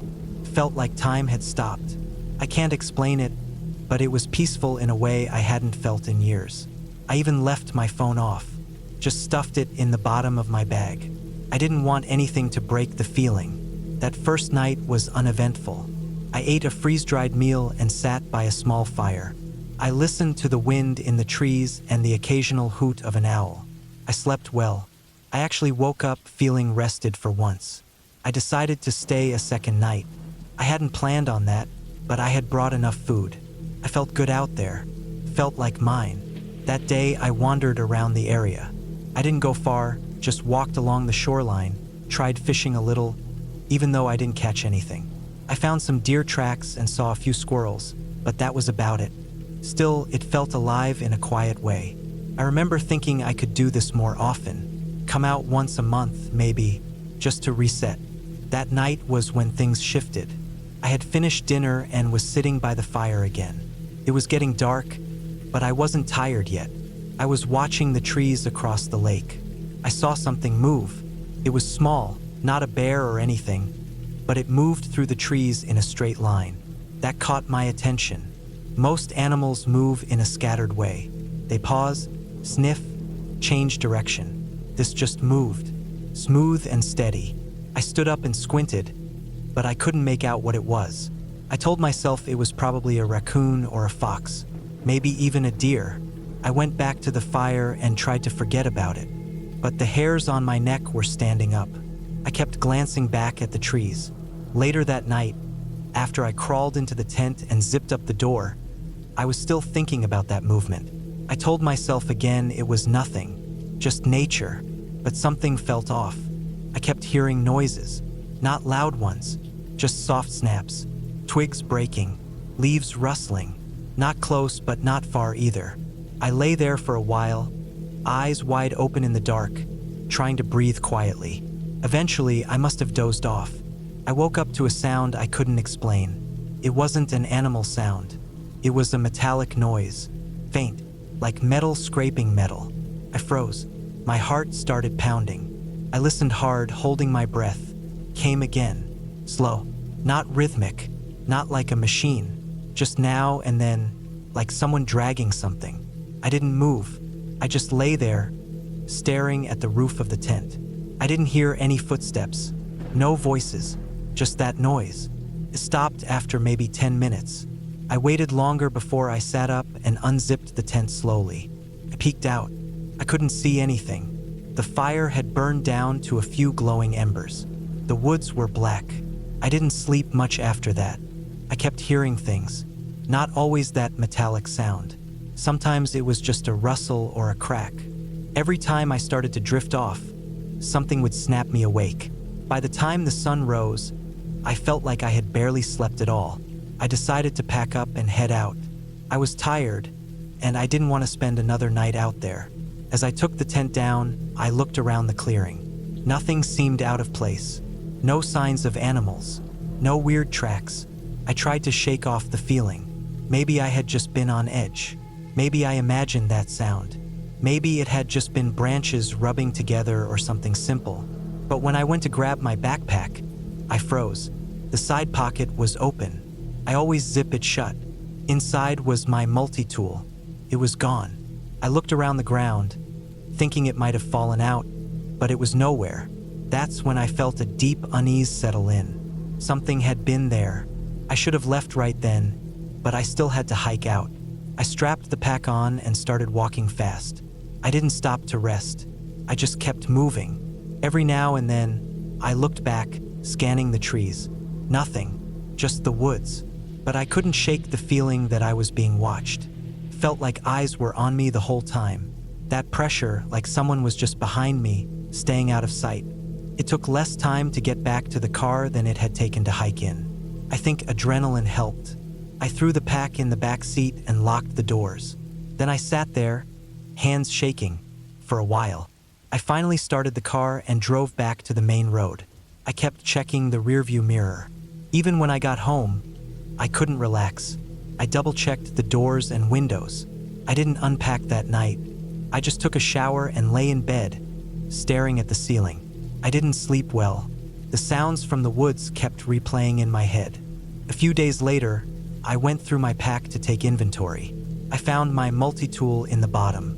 That should have made me feel better, but it didn't. I know that side pocket was unzipped when I found it. I know I didn't put it there.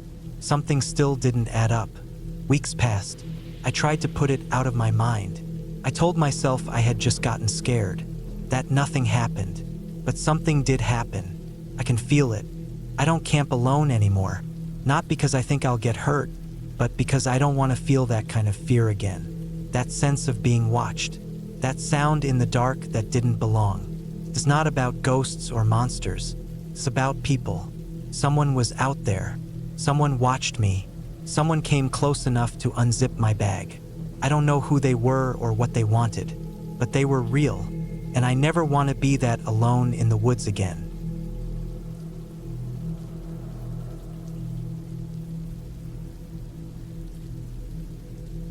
I've been camping for most of my life.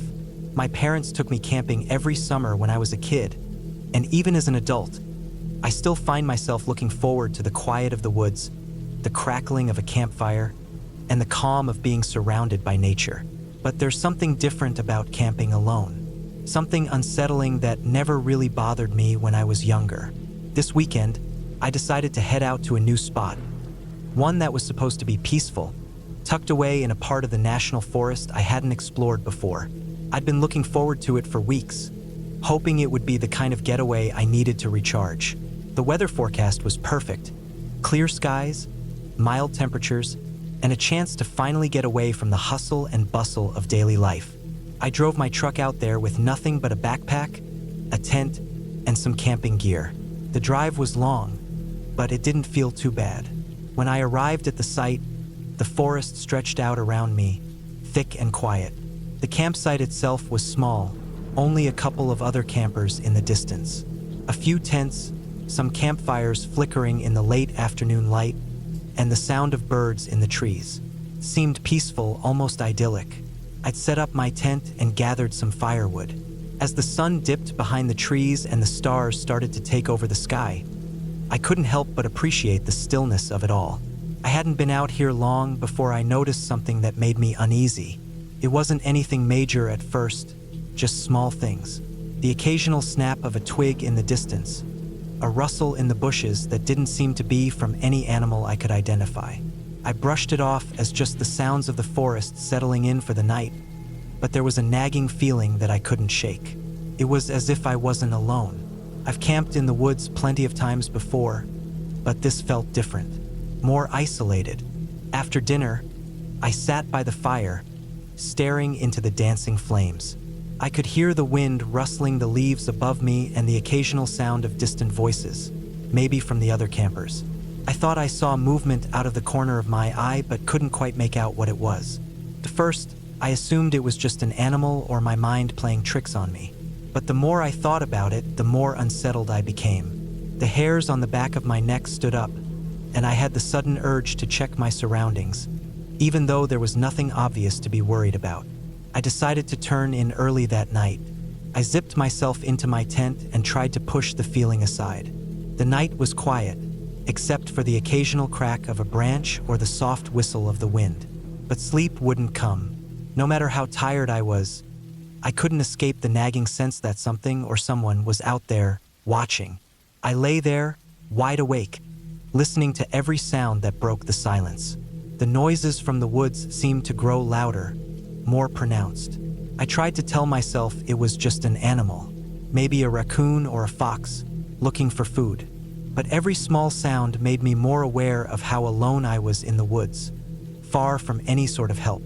It was the kind of isolation that made every sound seem amplified, every movement outside my tent feel like a threat. Eventually, I drifted into a light sleep. It wasn't a peaceful one. My dreams were restless, filled with shadows and figures that seemed to move just beyond the edges of my vision. I woke up a few hours later, drenched in sweat and heart racing. Something had woken me. I wasn't sure what it was, but I felt it. The hairs on my arms stood up, and I instinctively glanced around the inside of the tent. It was still dark, the world outside silent, but the unease lingered. I laid there, listening, but all I could hear was the sound of my own breathing and the wind brushing the treetops. I felt stupid for being so nervous. There was nothing out there, just the woods. That's when I heard it, a faint crunching sound, soft like someone walking through the underbrush. My heart stopped. I wasn't sure if it was real or if it was just my mind running wild in the dark. But I heard it again, closer this time. There was someone or something out there. I froze, my breathing shallow. The sound was so faint, but it was unmistakable. It wasn't an animal, at least not anything I recognized. Animals don't walk in a way that sounds like footsteps. I tried to calm myself down. I told myself it was probably just a hiker or another camper. They must have gotten lost or were out for a midnight stroll. But I knew deep down it wasn't that simple. I could hear the steps getting closer. There was no way this was just coincidence. Someone was out there and they were getting closer to my camp. I couldn't see anything, but the sound of their footsteps was enough to send a wave of panic through me. Should I call out? Should I grab my flashlight? I didn't know what to do. I could feel my pulse pounding in my ears, and every instinct told me to stay quiet, to hide, to hope whoever or whatever was out there would go away.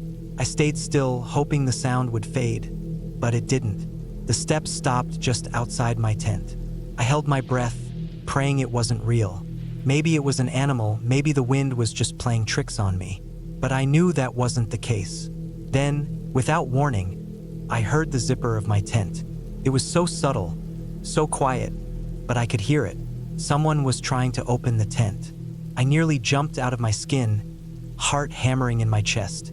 My first thought was to grab my knife, which I kept on my side for situations just like this. But I didn't move, couldn't. If someone was out there, I didn't want them to know I was awake. I didn't want to give them a reason to come in. I heard the zipper again, this time more pronounced. The tent was starting to open. I was paralyzed, too scared to make a sound. What should I do? Should I confront whoever it was? Or should I wait until they left? Every option seemed dangerous, and the only thing I could do was wait. The tent moved slightly, the fabric rustling, but whoever was out there didn't seem to be coming in.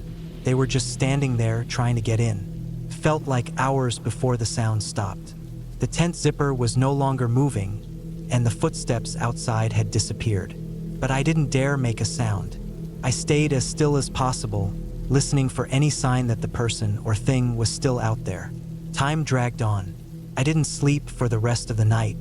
I just laid there, listening to the sounds of the forest, trying to convince myself that I was just imagining things. But the fear was real and it wouldn't go away. By the time the first light of dawn crept through the trees, I had to know. I had to check. But when I unzipped the tent, I found nothing.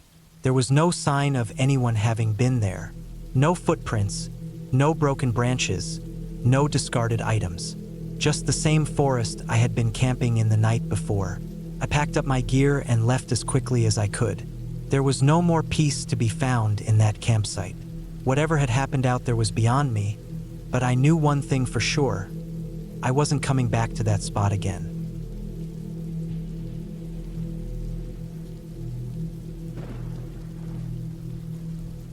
It was supposed to be a peaceful weekend getaway, a break from the noise of the city. My friends and I had planned this camping trip for months, choosing a remote site deep in the woods, far away from the hustle and bustle. There's something about the idea of being in the middle of nowhere that made the trip so appealing. Just nature, the stars, and the kind of quiet you can't find anywhere else. We had all agreed on the spot, Lake Blackwood. The place wasn't too far from where we lived, but it was secluded enough that it didn't see many visitors. The lake was surrounded by dense trees, and the campsite itself was perched on the edge of a small hill, offering a view of the water below. We arrived just before dusk, and the first thing I noticed was the stillness. The air was thick with the smell of pine, and the only sound was the crunch of our boots on the gravel road as we made our way to the site. There were no birds, no animals moving around, just the oppressive quiet that seemed to smother everything. After setting up our tents, we spent the evening sitting around the fire. It was a typical camping night, smoking marshmallows, telling stories, and joking around. But there was something off about the place. It wasn't the kind of off you could put your finger on. It was just different. The moon rose higher in the sky, casting everything in a pale, eerie light. The wind picked up, causing the branches of the trees to sway and creak. I couldn't shake the feeling that I was being watched. It was probably just my imagination, but every time the fire flickered, the shadows seemed to move in a way that didn't make sense. Around midnight, we decided to call it a night. Everyone headed to their tents, but I stayed up for a while, just sitting by the fire. I'm not sure why. I wasn't tired, and there was something comforting about the flames. As the embers burned low, I heard something. A rustling noise, not from the wind, came from somewhere deep in the woods. I stood up, trying to peer into the darkness, but there was nothing. The noise stopped as quickly as it started. I shrugged it off, assuming it was just an animal moving around. But when I sat back down, the hairs on the back of my neck were standing up. I forced myself to go to bed, but sleep didn't come easily. I kept hearing sounds from outside the tent, branches snapping, footsteps in the dirt. Every time I would try to convince myself it was nothing, the noise would come again, closer this time. I lay there, wide awake, staring at the fabric of the tent, waiting for something to happen. Around 3 a.m., I heard a loud thump. It was so close, it felt like someone had thrown something at the side of my tent. My heart started racing. I held my breath, straining to hear anything over the pounding of my own pulse. I listened for what felt like hours, but the night stayed silent. No more noises, no more movement. I finally drifted off into a restless sleep, and when I woke up, the sun was just beginning to rise. It was still too early to wake anyone else, so I decided to go for a walk around the lake. The cold morning air hit me as soon as I stepped outside. The world was still, and for a moment, I felt the peace I had been looking for. I walked along the edge of the lake, the water shimmering in the early light. But there was something strange about the water. It didn't reflect the sky like it usually would. Instead, it was dark, almost black, and it looked like it was absorbing the light rather than reflecting it. I didn't know why, but it unsettled me. I continued walking, trying to shake the unease I felt. The woods around the lake were quiet, and the only sounds were my footsteps and the occasional splash of a fish jumping in the water. I came across a small clearing and decided to take a break, sitting down on a large rock near the water. That's when I heard it. Faint whisper. At first, I thought it was the wind, but it didn't make sense. The sound was too clear, too deliberate. It sounded like someone was speaking, but the words were too soft to make out. I stood up, my heart racing again. I looked around, but there was no one in sight. The sound of the whisper faded away, and I thought it might have been my imagination. But then it came again, closer this time. I felt the hairs on the back of my neck stand up. I backed away from the water, my eyes darting between the trees, trying to find the source of the noise. I couldn't find anything. I hurried back to the campsite, my thoughts racing. When I returned, everyone was just waking up. I didn't mention the whisper to anyone. I didn't want to sound crazy. They would probably just laugh it off. We spent the rest of the day hiking and exploring the area around the lake, but something kept nagging at me. That whisper, the feeling of being watched. Couldn't shake it. That night, we gathered around the fire again, and I felt a little better. The conversation kept my mind occupied, but every now and then, I'd glance toward the edge of the trees, half expecting to see something lurking in the darkness. As the fire burned low, we decided to head to our tents once again. I crawled into mine, trying to push the unease aside, but sleep wasn't as easy to find that night. I lay awake, staring at the ceiling of the tent, listening to the sounds of the night around me. The rustling of leaves, the distant call of a nocturnal animal, the wind picking up again. But then I heard it, the unmistakable sound of footsteps. Someone was walking outside the tent. I froze, my breath caught in my chest. It was too deliberate to be an animal, too rhythmic, and it was too close. My heart pounded in my ears, and I held my breath, hoping it would stop. But the footsteps didn't fade away. They were getting closer. I didn't know what to do. Couldn't move. Couldn't even breathe. The footsteps stopped just outside my tent, and for a long moment, everything was still. Then there was a soft tapping on the side of the tent, right next to my head. I couldn't take it anymore. I scrambled out of my sleeping bag, grabbed the flashlight, and shone it through the thin fabric. I saw nothing. No one was there. The next morning, I decided I'd had enough. I packed up my things, ready to leave. The others were disappointed but agreed that something just didn't feel right. As we drove away from the lake, I couldn't shake the feeling that something had been watching us the entire time. To this day, I don't know what happened at that campsite. Maybe it was just my mind playing tricks on me, the isolation messing with my head.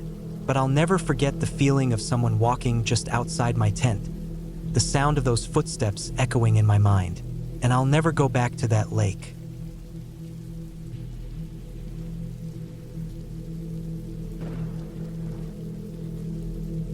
I've always loved the outdoors. There's something about the quiet of the forest, the way the wind moves through the trees, and the smell of pine and damp earth that makes me feel at peace.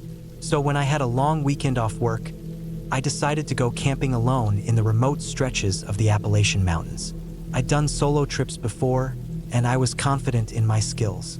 I packed my gear meticulously: tent, sleeping bag, food, water, first aid kit, knife, flashlight, extra batteries, and a map of the area. I left my itinerary with a friend, telling him I'd be back by Monday evening. The drive to the trailhead was uneventful. I parked my car, shouldered my backpack, and started hiking. The trail was narrow and winding, cutting through dense forest. I planned to hike about 10 miles in, set up camp near a stream I'd marked on the map, and spend 2 nights there before heading back. The first day went smoothly. I reached the stream by late afternoon, set up my tent on a flat patch of ground, and gathered some wood for a small fire. As night fell, I cooked a simple meal, ate, and sat by the fire, listening to the sounds of the forest. Crickets chirped, and an occasional owl hooted in the distance. It was peaceful. I crawled into my tent around 10 p.m., zipped up the flap, and settled into my sleeping bag. The forest was quiet, and I drifted off to sleep easily. I woke up suddenly, disoriented. It was still dark, and I had no idea what time it was. I lay still, listening. At first, I heard nothing unusual, just the normal sounds of the forest at night. But then I heard it, a faint rustling, like footsteps on dry leaves. I held my breath, straining to hear. The sound came again, closer this time, It wasn't an animal. The steps were too deliberate, too heavy. I reached for my flashlight and turned it on, the beam cutting through the darkness inside the tent. I didn't want to unzip the flap, but I needed to see what was out there. I slowly unzipped the tent and shone the light outside, sweeping it across the trees. Nothing. The forest looked the same as it had earlier. I listened again, but the footsteps had stopped. Maybe it was just a deer or some other animal. I zipped the tent back up and lay down, the flashlight still in my hand. Thought catalog. 1. I must have dozed off because I was jolted awake again by a loud noise. Something crashing through the underbrush. I sat up, heart pounding. This time, the footsteps were unmistakable, and they were circling my tent. I held my breath, the flashlight clutched tightly. The steps stopped right outside. Gear Junkie 2. Explore with Alec 3. I didn't know what to do. I wasn't armed, and I didn't want to confront whoever or whatever was out there. I stayed still, trying to make no sound. After what felt like an eternity, the footsteps moved away, fading into the distance. I waited, listening, but they didn't return. Eventually, I lay back down, though sleep was impossible. At first light, I got up and stepped outside. The forest looked normal, but I noticed footprints in the soft earth around my tent, human footprints. They circled the tent and then led off into the woods. I packed up quickly, deciding to cut my trip short. I didn't feel safe anymore. As I hiked back, I kept glancing over my shoulder, half expecting to see someone following me. But the trail remained empty. I reached my car by midday and drove straight home. I never found out who or what had been outside my tent that night, but the experience shook me. I still go camping, but never alone, and always in designated campgrounds. The memory of that night stays with me, a reminder that the wilderness holds not just beauty, but also unknown dangers.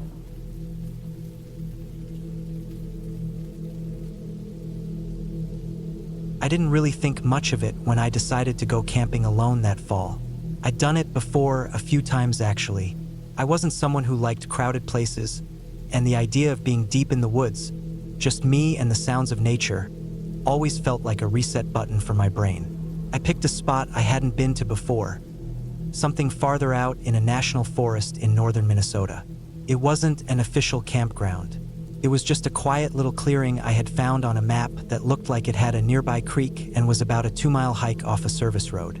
I drove up on a Thursday morning. The weather was perfect, mid-50s, sunny, calm. I packed my gear carefully. I had my tent, sleeping bag, a decent amount of food and water, a portable stove, a good knife, flashlight, batteries, tarp, and a few other essentials. I even had my emergency GPS beacon clipped to my pack. I wasn't careless, just liked being alone. The trail in was overgrown. I had to duck and push through some branches, and the ground was soft with thick layers of pine needles. After maybe an hour and a half, I found the spot I had marked on my GPS. It was beautiful, a wide, grassy clearing, surrounded by tall pines and birch trees. The creek ran quietly just down a small slope from where I decided to pitch my tent. I set up camp, cooked a small lunch, and spent the afternoon just wandering the area. I found a few animal tracks near the creek. Mostly deer, maybe a fox or raccoon, but nothing that worried me. As the sun started going down, I got a small fire going. I sat by it with a cup of coffee, wrapped in my jacket, watching the sky turn pink and orange through the trees. That night, I slept like a rock. The woods were quiet, just a few owl calls and the occasional rustle from wind in the trees. The next morning, I woke up early and made breakfast. I decided to hike around a bit more, further away from camp. I followed the creek upstream for a while, climbing over rocks and logs. Around noon, I stumbled onto something I didn't expect. It was what looked like the remnants of an old hunting cabin, just the foundation and some rotted logs left in a square. There were rusted bits of metal scattered around, hinges, maybe part of a stove. Clearly hadn't been touched in decades. I took a few photos, sat there for a while eating trail mix, then turned around and started making my way back.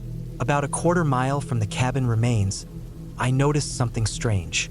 I could smell something odd, like wet animal fur mixed with a kind of chemical smell, like gasoline or engine oil. I thought maybe there was an animal carcass nearby, but I didn't see anything. Still, the smell was sharp and stayed with me as I walked. When I got back to camp, I noticed something was off. My tarp had been pulled down on one side. It looked like someone or something had grabbed it and yanked it hard. A few of the stakes were bent, and the corner of the tarp was torn. My first thought was that a deer or maybe a bear had nosed around, but none of my food had been touched. My cooler was still latched, and everything was in place. That didn't sit right with me. Bears usually go for food, not a tarp. I tried to brush it off. Maybe it was wind. Maybe I hadn't staked it as well as I thought. I fixed it, ate a quick dinner, and stayed close to camp for the rest of the evening. But that night, sleep didn't come as easy. I kept hearing noises, small ones, like something walking through the woods just past the firelight. I told myself it was deer. They're curious and not afraid to come close at night. Sometime after midnight, I woke up to what sounded like footsteps. Not animal steps, too slow, too heavy. I sat up in my sleeping bag, heart pounding. I turned on my flashlight and scanned the walls of the tent. Nothing. I unzipped the door and looked out. The fire had died down to just glowing embers. The woods were dark. I listened. Everything was still. The next morning, I found more signs. A small patch of trampled grass near the back of the clearing. A few branches broken on a nearby bush. Again, no signs of food being touched. I started to wonder if someone was messing with me.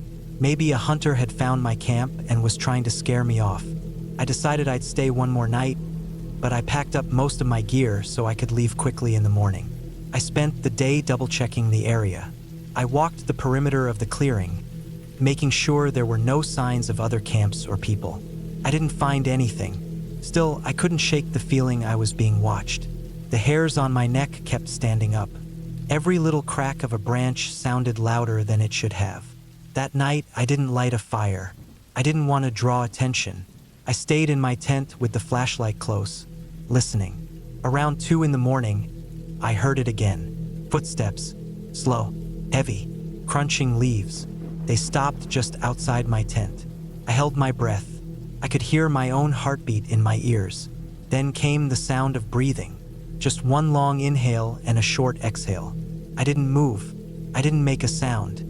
After what felt like forever, the footsteps moved away. I waited another hour before I dared peek outside. Nothing. At dawn, I packed up everything fast. I didn't eat. I didn't drink. I just threw everything in my pack and got out.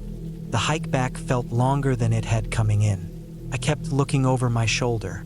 I kept thinking I heard footsteps behind me, but every time I stopped, there was nothing. I got to my car, locked the doors, and didn't stop driving until I was 2 towns away. At a gas station, I finally let myself breathe.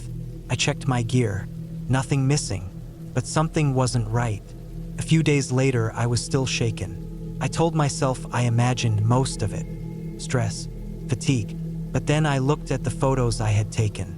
In one of the photos from the clearing near the old cabin, there was something in the background. Just behind a tree, a shape too large to be an animal. It looked like someone crouching. I didn't go back to the woods for a long time after that, and I've never camped alone again. Whatever was out there wasn't an animal. It didn't take anything. It didn't hurt me. It just watched. I've talked myself into 100 different explanations. A backwoods squatter, a hunter playing games, someone with bad intentions who changed their mind. I don't know. All I know is it wasn't a bear. It wasn't a deer. And it wasn't my imagination. I still go camping, but only in established campgrounds now. Always with other people. And I never ignore that feeling in my gut anymore. If something feels wrong, I leave. No questions. That trip changed the way I think about being alone in the wild. It's beautiful, peaceful, but it's not empty. And just because you don't see something doesn't mean it isn't there. That's the part that stuck with me the most. Not the sounds or the smell or even the shape in the photo. It was that breathing, that slow, steady breath just outside my tent. That was the moment I realized how alone I really was, and how close something else had gotten. Could have ended differently. I don't let myself think about that too much. But I left with my life, and that's enough for me. I've never told anyone the full story until now.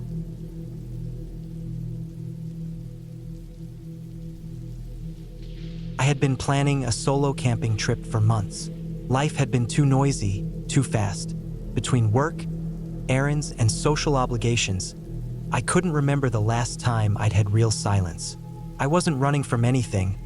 I just needed space to breathe. So, I picked a spot that wasn't listed on any of the big camping sites.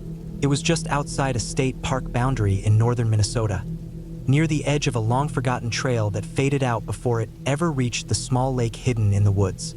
I packed light but well.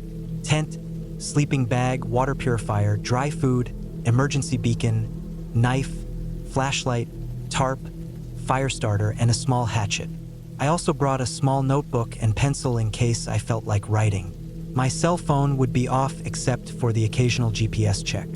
I wasn't interested in reception. I wanted out.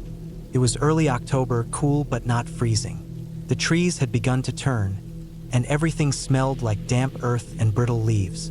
I parked my car at a little pull-off along an old forest road that had nearly disappeared into the weeds. From there, I hiked a couple of miles in. The trail was unmarked and not maintained. I followed an old logging path for a bit before it gave way to nothing but brush and fallen trees. I kept going. Eventually, I found the lake. It was smaller than it looked on satellite maps, surrounded by thick birch and pine. There were no signs of recent campers. No fire pits, no wrappers, no footprints. Just dead silence, except for the occasional rustling in the undergrowth or birds flitting high above.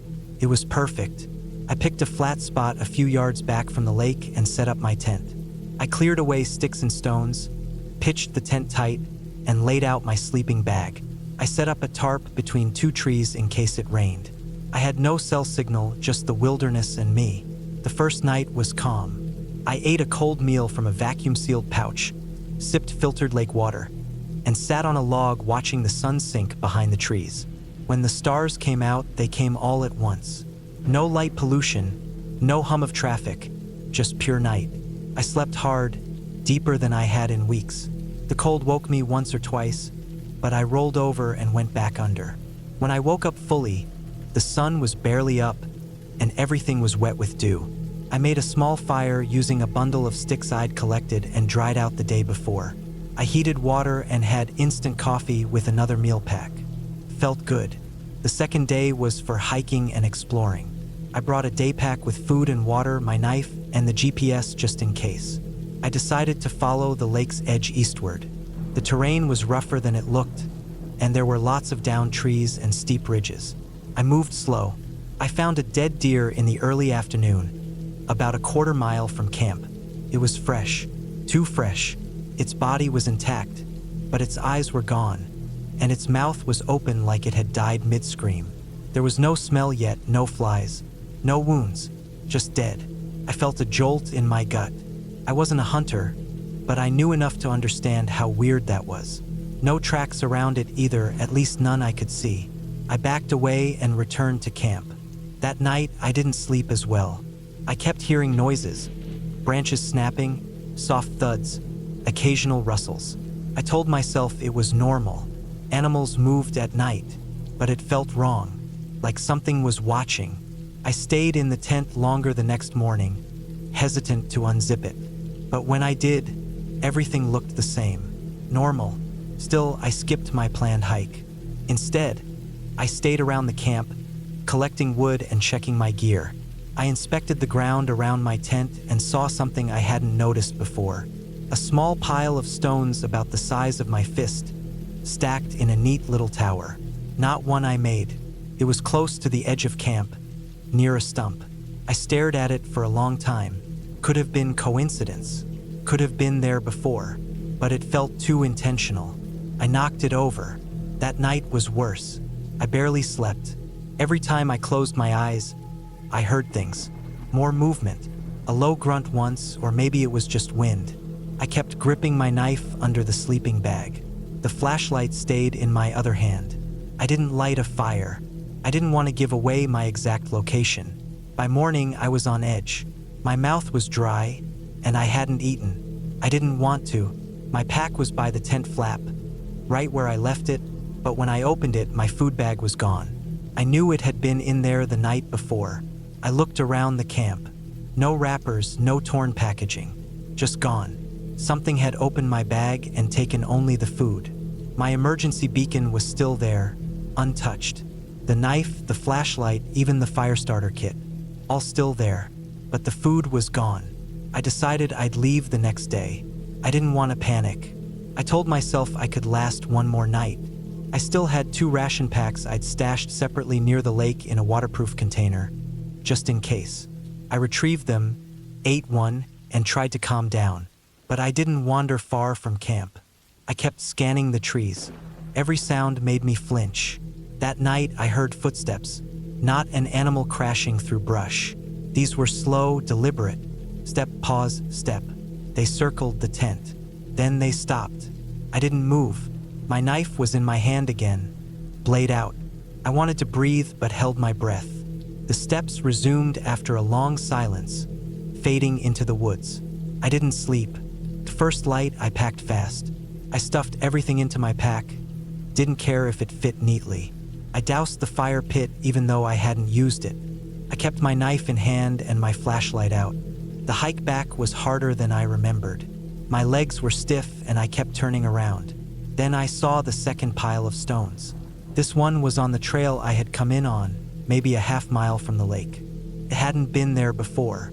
Same shape, same number of stones, perfectly balanced. It was right in the middle of the trail like a marker. I walked around it. I kept going. By mid-afternoon, I reached the old forest road and spotted my car. Relief hit me hard. My heart thudded in my chest as I unlocked the door and threw my pack inside. I started the engine and drove. Even on the road, I kept checking my rearview mirror. Just woods. Nothing moved. But I didn't stop until I hit the highway. When I got home, I took a long shower and left all my gear in the garage. I didn't unpack it for weeks. Something about that trip stuck with me. I still don't know what it was. An animal? Person? I don't know. But something was out there. Something that watched. Something that waited. Something that didn't want me there. I haven't camped alone since.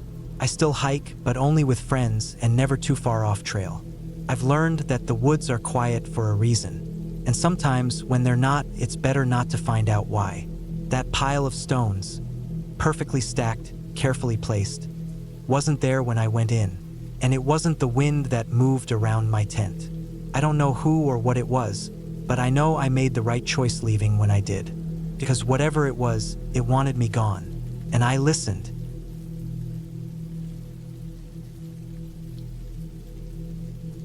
It was early October when I decided to take a solo camping trip deep into the mountains of northern Idaho. I had been under a lot of stress at work, and things in my personal life weren't going great either. I wasn't looking for an adventure, just a quiet place to reset. I had camped alone before, but only in well-traveled state parks. This time, I wanted something quieter, more remote. I found a spot on a topographic map near an old logging road that seemed rarely used. It was a few hours from any main highway and at least a couple miles from the nearest maintained trail. It looked perfect. I spent the week leading up to the trip preparing everything. I bought a new water filter, stocked up on freeze-dried meals, packed extra batteries, and made sure my gear was solid. I told a friend where I was going and when I'd be back, left coordinates, and even marked the location on a GPS app on my phone. I wasn't reckless. I just wanted space. The drive out took most of the day. The main roads were smooth enough, but once I turned onto the gravel Forest Service road, the ride got rough. I had to slow to a crawl in spots where the road had washed out or was covered in debris. My truck could handle it, but I felt a little nervous the deeper I got. There weren't any signs, and I hadn't seen another car for over an hour. I kept glancing at the map, double-checking every turn. Eventually, I reached the old logging road. It was barely more than 2 ruts in the dirt and grass. Trees arched over the path, their leaves turning gold and red, which would have felt peaceful in any other setting. I followed the road until it narrowed too much for my truck. I parked in a clearing and loaded my backpack with all the essentials: tent, food, water, emergency supplies, and started walking. It took me just over an hour to hike to the spot I had picked. It was a flat ridge overlooking a steep valley, surrounded by tall pines and thick underbrush. The place felt untouched, quiet. The only sounds were the wind and birds overhead. I set up my tent just before sunset, got a fire going with some dry twigs and pine cones, and heated one of my meals. It was cold, but the fire helped. I sat by it for a while, not thinking about anything, just letting myself breathe. I went to bed early. The forest sounds at night were louder than I expected. Crickets, distant owl calls, and the rustling of leaves. At some point, I heard something move nearby. Not the soft flutter of a bird, but the heavier crunch of something walking. I stayed still in my sleeping bag, holding my breath. After a few minutes, it stopped. I assumed it was a deer and eventually fell asleep. The next day, I explored the area. I didn't go far, just around the ridge and down a bit into the valley. I followed a dry creek bed, looked at rocks, took some pictures of mushrooms and tree bark, and enjoyed the quiet. It felt like what I needed. No phone signal, no emails, no one expecting anything from me. I returned to camp, made another fire, ate, and went to bed just after dark. That night, the sound came again. The same slow crunching, like someone or something was walking around my tent. This time, it was closer. I didn't move. I just listened. It went on for what felt like hours. I told myself again it was an animal. Maybe an elk. Maybe a bear. I had my bear spray in the tent with me, just in case. But nothing happened. Eventually, the sound faded, and I drifted off. On the third day, I woke up to find something strange. One of my boots was about 10 feet from where I left it, lying on its side near a tree. The other was still where I had put it, right by the tent. I thought maybe I had kicked it in the night, or maybe a curious animal dragged it. But the boot didn't have any bite marks, no scratches. It looked untouched. I felt a little uneasy, but I didn't want to overthink it. I set it back, tightened up my gear, and went about my day. That afternoon, I found an old hunting blind maybe half a mile from my camp. It was just a rotted platform nailed into a tree, mostly collapsed. Beneath it, I found a rusted-out canteen and the remains of an old tarp. It looked like no one had been there in years. But nearby, I found footprints. Fresh ones. Human. They were faint, just outlines in the moss and pine needles, but definitely there. Not mine. I had been wearing heavy hiking boots, and these were from a thinner-soled shoe. A sneaker, maybe. They weren't there the day before. I followed them for a while, but they weaved in and out of the brush, then disappeared. I stood there a long time, staring into the trees, not sure what to think. Someone else was out there. I hadn't seen anyone. No camps, no smoke, no trash. But someone had passed through, and recently, I returned to camp, heart pounding. I considered packing up, but it was late in the day, and hiking back to my truck in the dark didn't feel safe. I told myself it was just a hiker, maybe a hunter, maybe someone else looking for solitude. I tried to act normal, but I kept checking over my shoulder. That night, I didn't sleep much. Every sound made me jump. I kept the fire going longer than usual and slept with the bear spray in one hand. Nothing happened, but I couldn't shake the feeling of being watched. The next morning, I decided to head back. I packed everything quickly and started the hike toward my truck. I kept looking behind me, but the trail was empty. I made it to the clearing where I had parked, but when I reached the truck, my stomach dropped. The driver's side door was slightly open. I never leave it like that. I checked the inside. Nothing was missing, but the glove box was open, and my map was lying on the seat. I always kept it folded and tucked away. I looked around, but there was no one, no sign of movement. The woods were dead quiet. I got in, locked the doors, and drove, fast. I didn't stop until I hit the main road.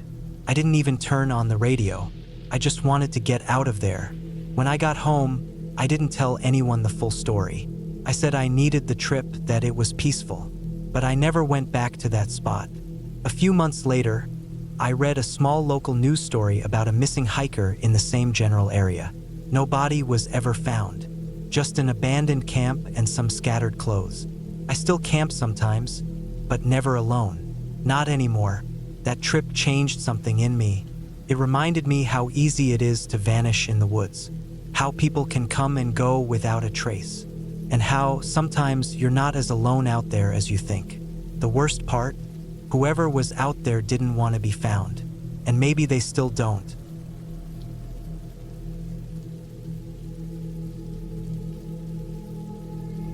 It was early October when I decided to take a solo camping trip. I wanted some time away from people, from my phone, from everything. I had some vacation time saved up, and I figured a long weekend in the woods would help clear my mind. I chose a remote national forest in northern Minnesota, somewhere I hadn't been before.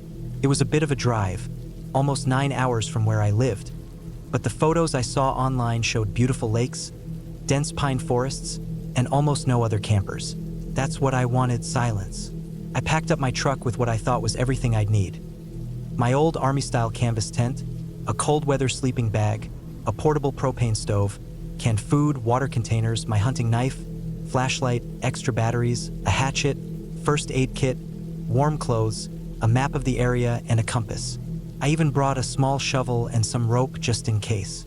I didn't plan to hike far from my truck, maybe just a few miles into the forest where there was a marked backcountry site on the map. I'd park at the lot near the old fire road, hike in, and set up camp by a lake called Raven's Hollow.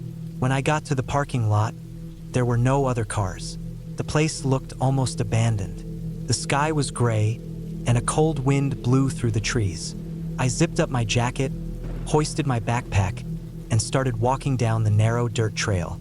The forest was quiet. No birds, no squirrels, nothing. Just the sound of my boots crunching on the dead leaves. After about 2 hours of hiking, I made it to the lake. It was beautiful. Dark water, a ring of tall pines around it, and not a single sign of other people. I set up my tent in a clearing just up the slope from the lake, where the ground was flat and dry. I gathered firewood, dug a small pit, and got a fire going as the sun started to go down. I heated up a can of chili on the stove, ate it while sitting on a log, then cleaned up and packed all my food and trash into a bear bag that I hung from a tall branch about 20 yards from camp. That night, I sat by the fire until it burned low. The silence was heavy, but I liked it. I crawled into my sleeping bag and fell asleep fast. The next morning, I woke up early. The cold had crept in during the night, and my breath made little clouds in the tent. I stepped outside to use the bathroom and saw my breath fogging in the cold air. It was still gray out. I made coffee on the stove and watched the lake from a rock near the shore. There was something calming about the stillness. I didn't have a signal, and that was fine. I stayed around camp most of the day, gathering more wood, reading a book I'd brought, and going for short walks along the edge of the lake.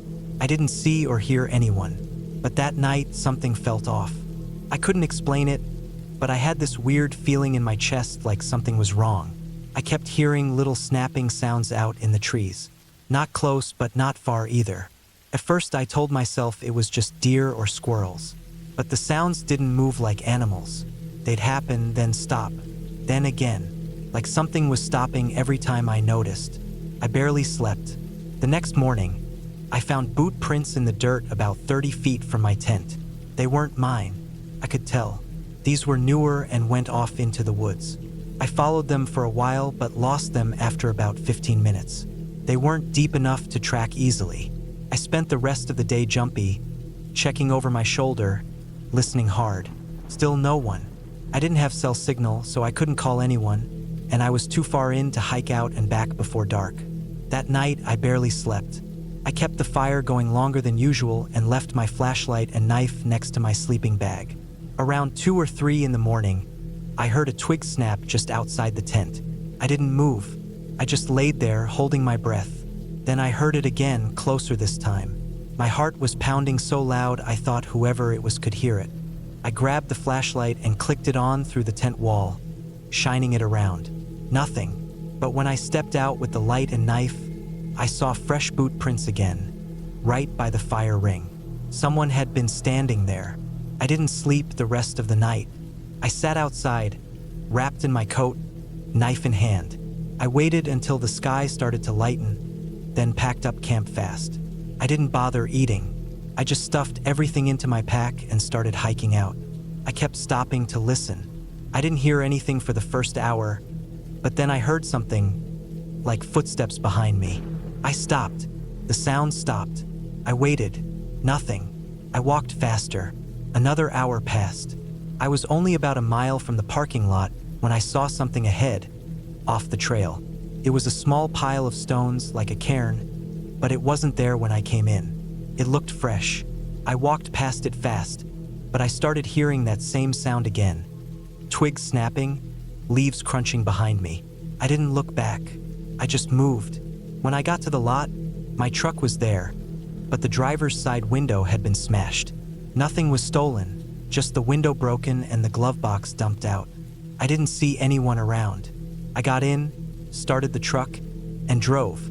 I didn't stop until I reached a gas station 3 hours south. I told the clerk someone had broken my window, but I didn't mention the woods or the boot prints. I just wanted to get home. I never filed a report, never told anyone. I cleaned the glass out myself and got the window fixed a few days later. A week after I got home, I looked up Raven's Hollow online again. I found a few old hiking blogs that mentioned it, but one caught my eye. It was from 2008. The guy wrote about feeling watched there. He said he saw signs of people, footprints, stacked rocks, but never saw anyone. He cut his trip short too. The blog hadn't been updated since. I haven't been camping alone since then. I still go sometimes with friends in campgrounds where there are other people, but I don't go deep into the woods alone anymore. I still think about those boot prints. I think someone was watching me out there, and I think they wanted me to know it. I'm just glad I left when I did. I don't know what would have happened if I stayed one more night. I didn't see a face.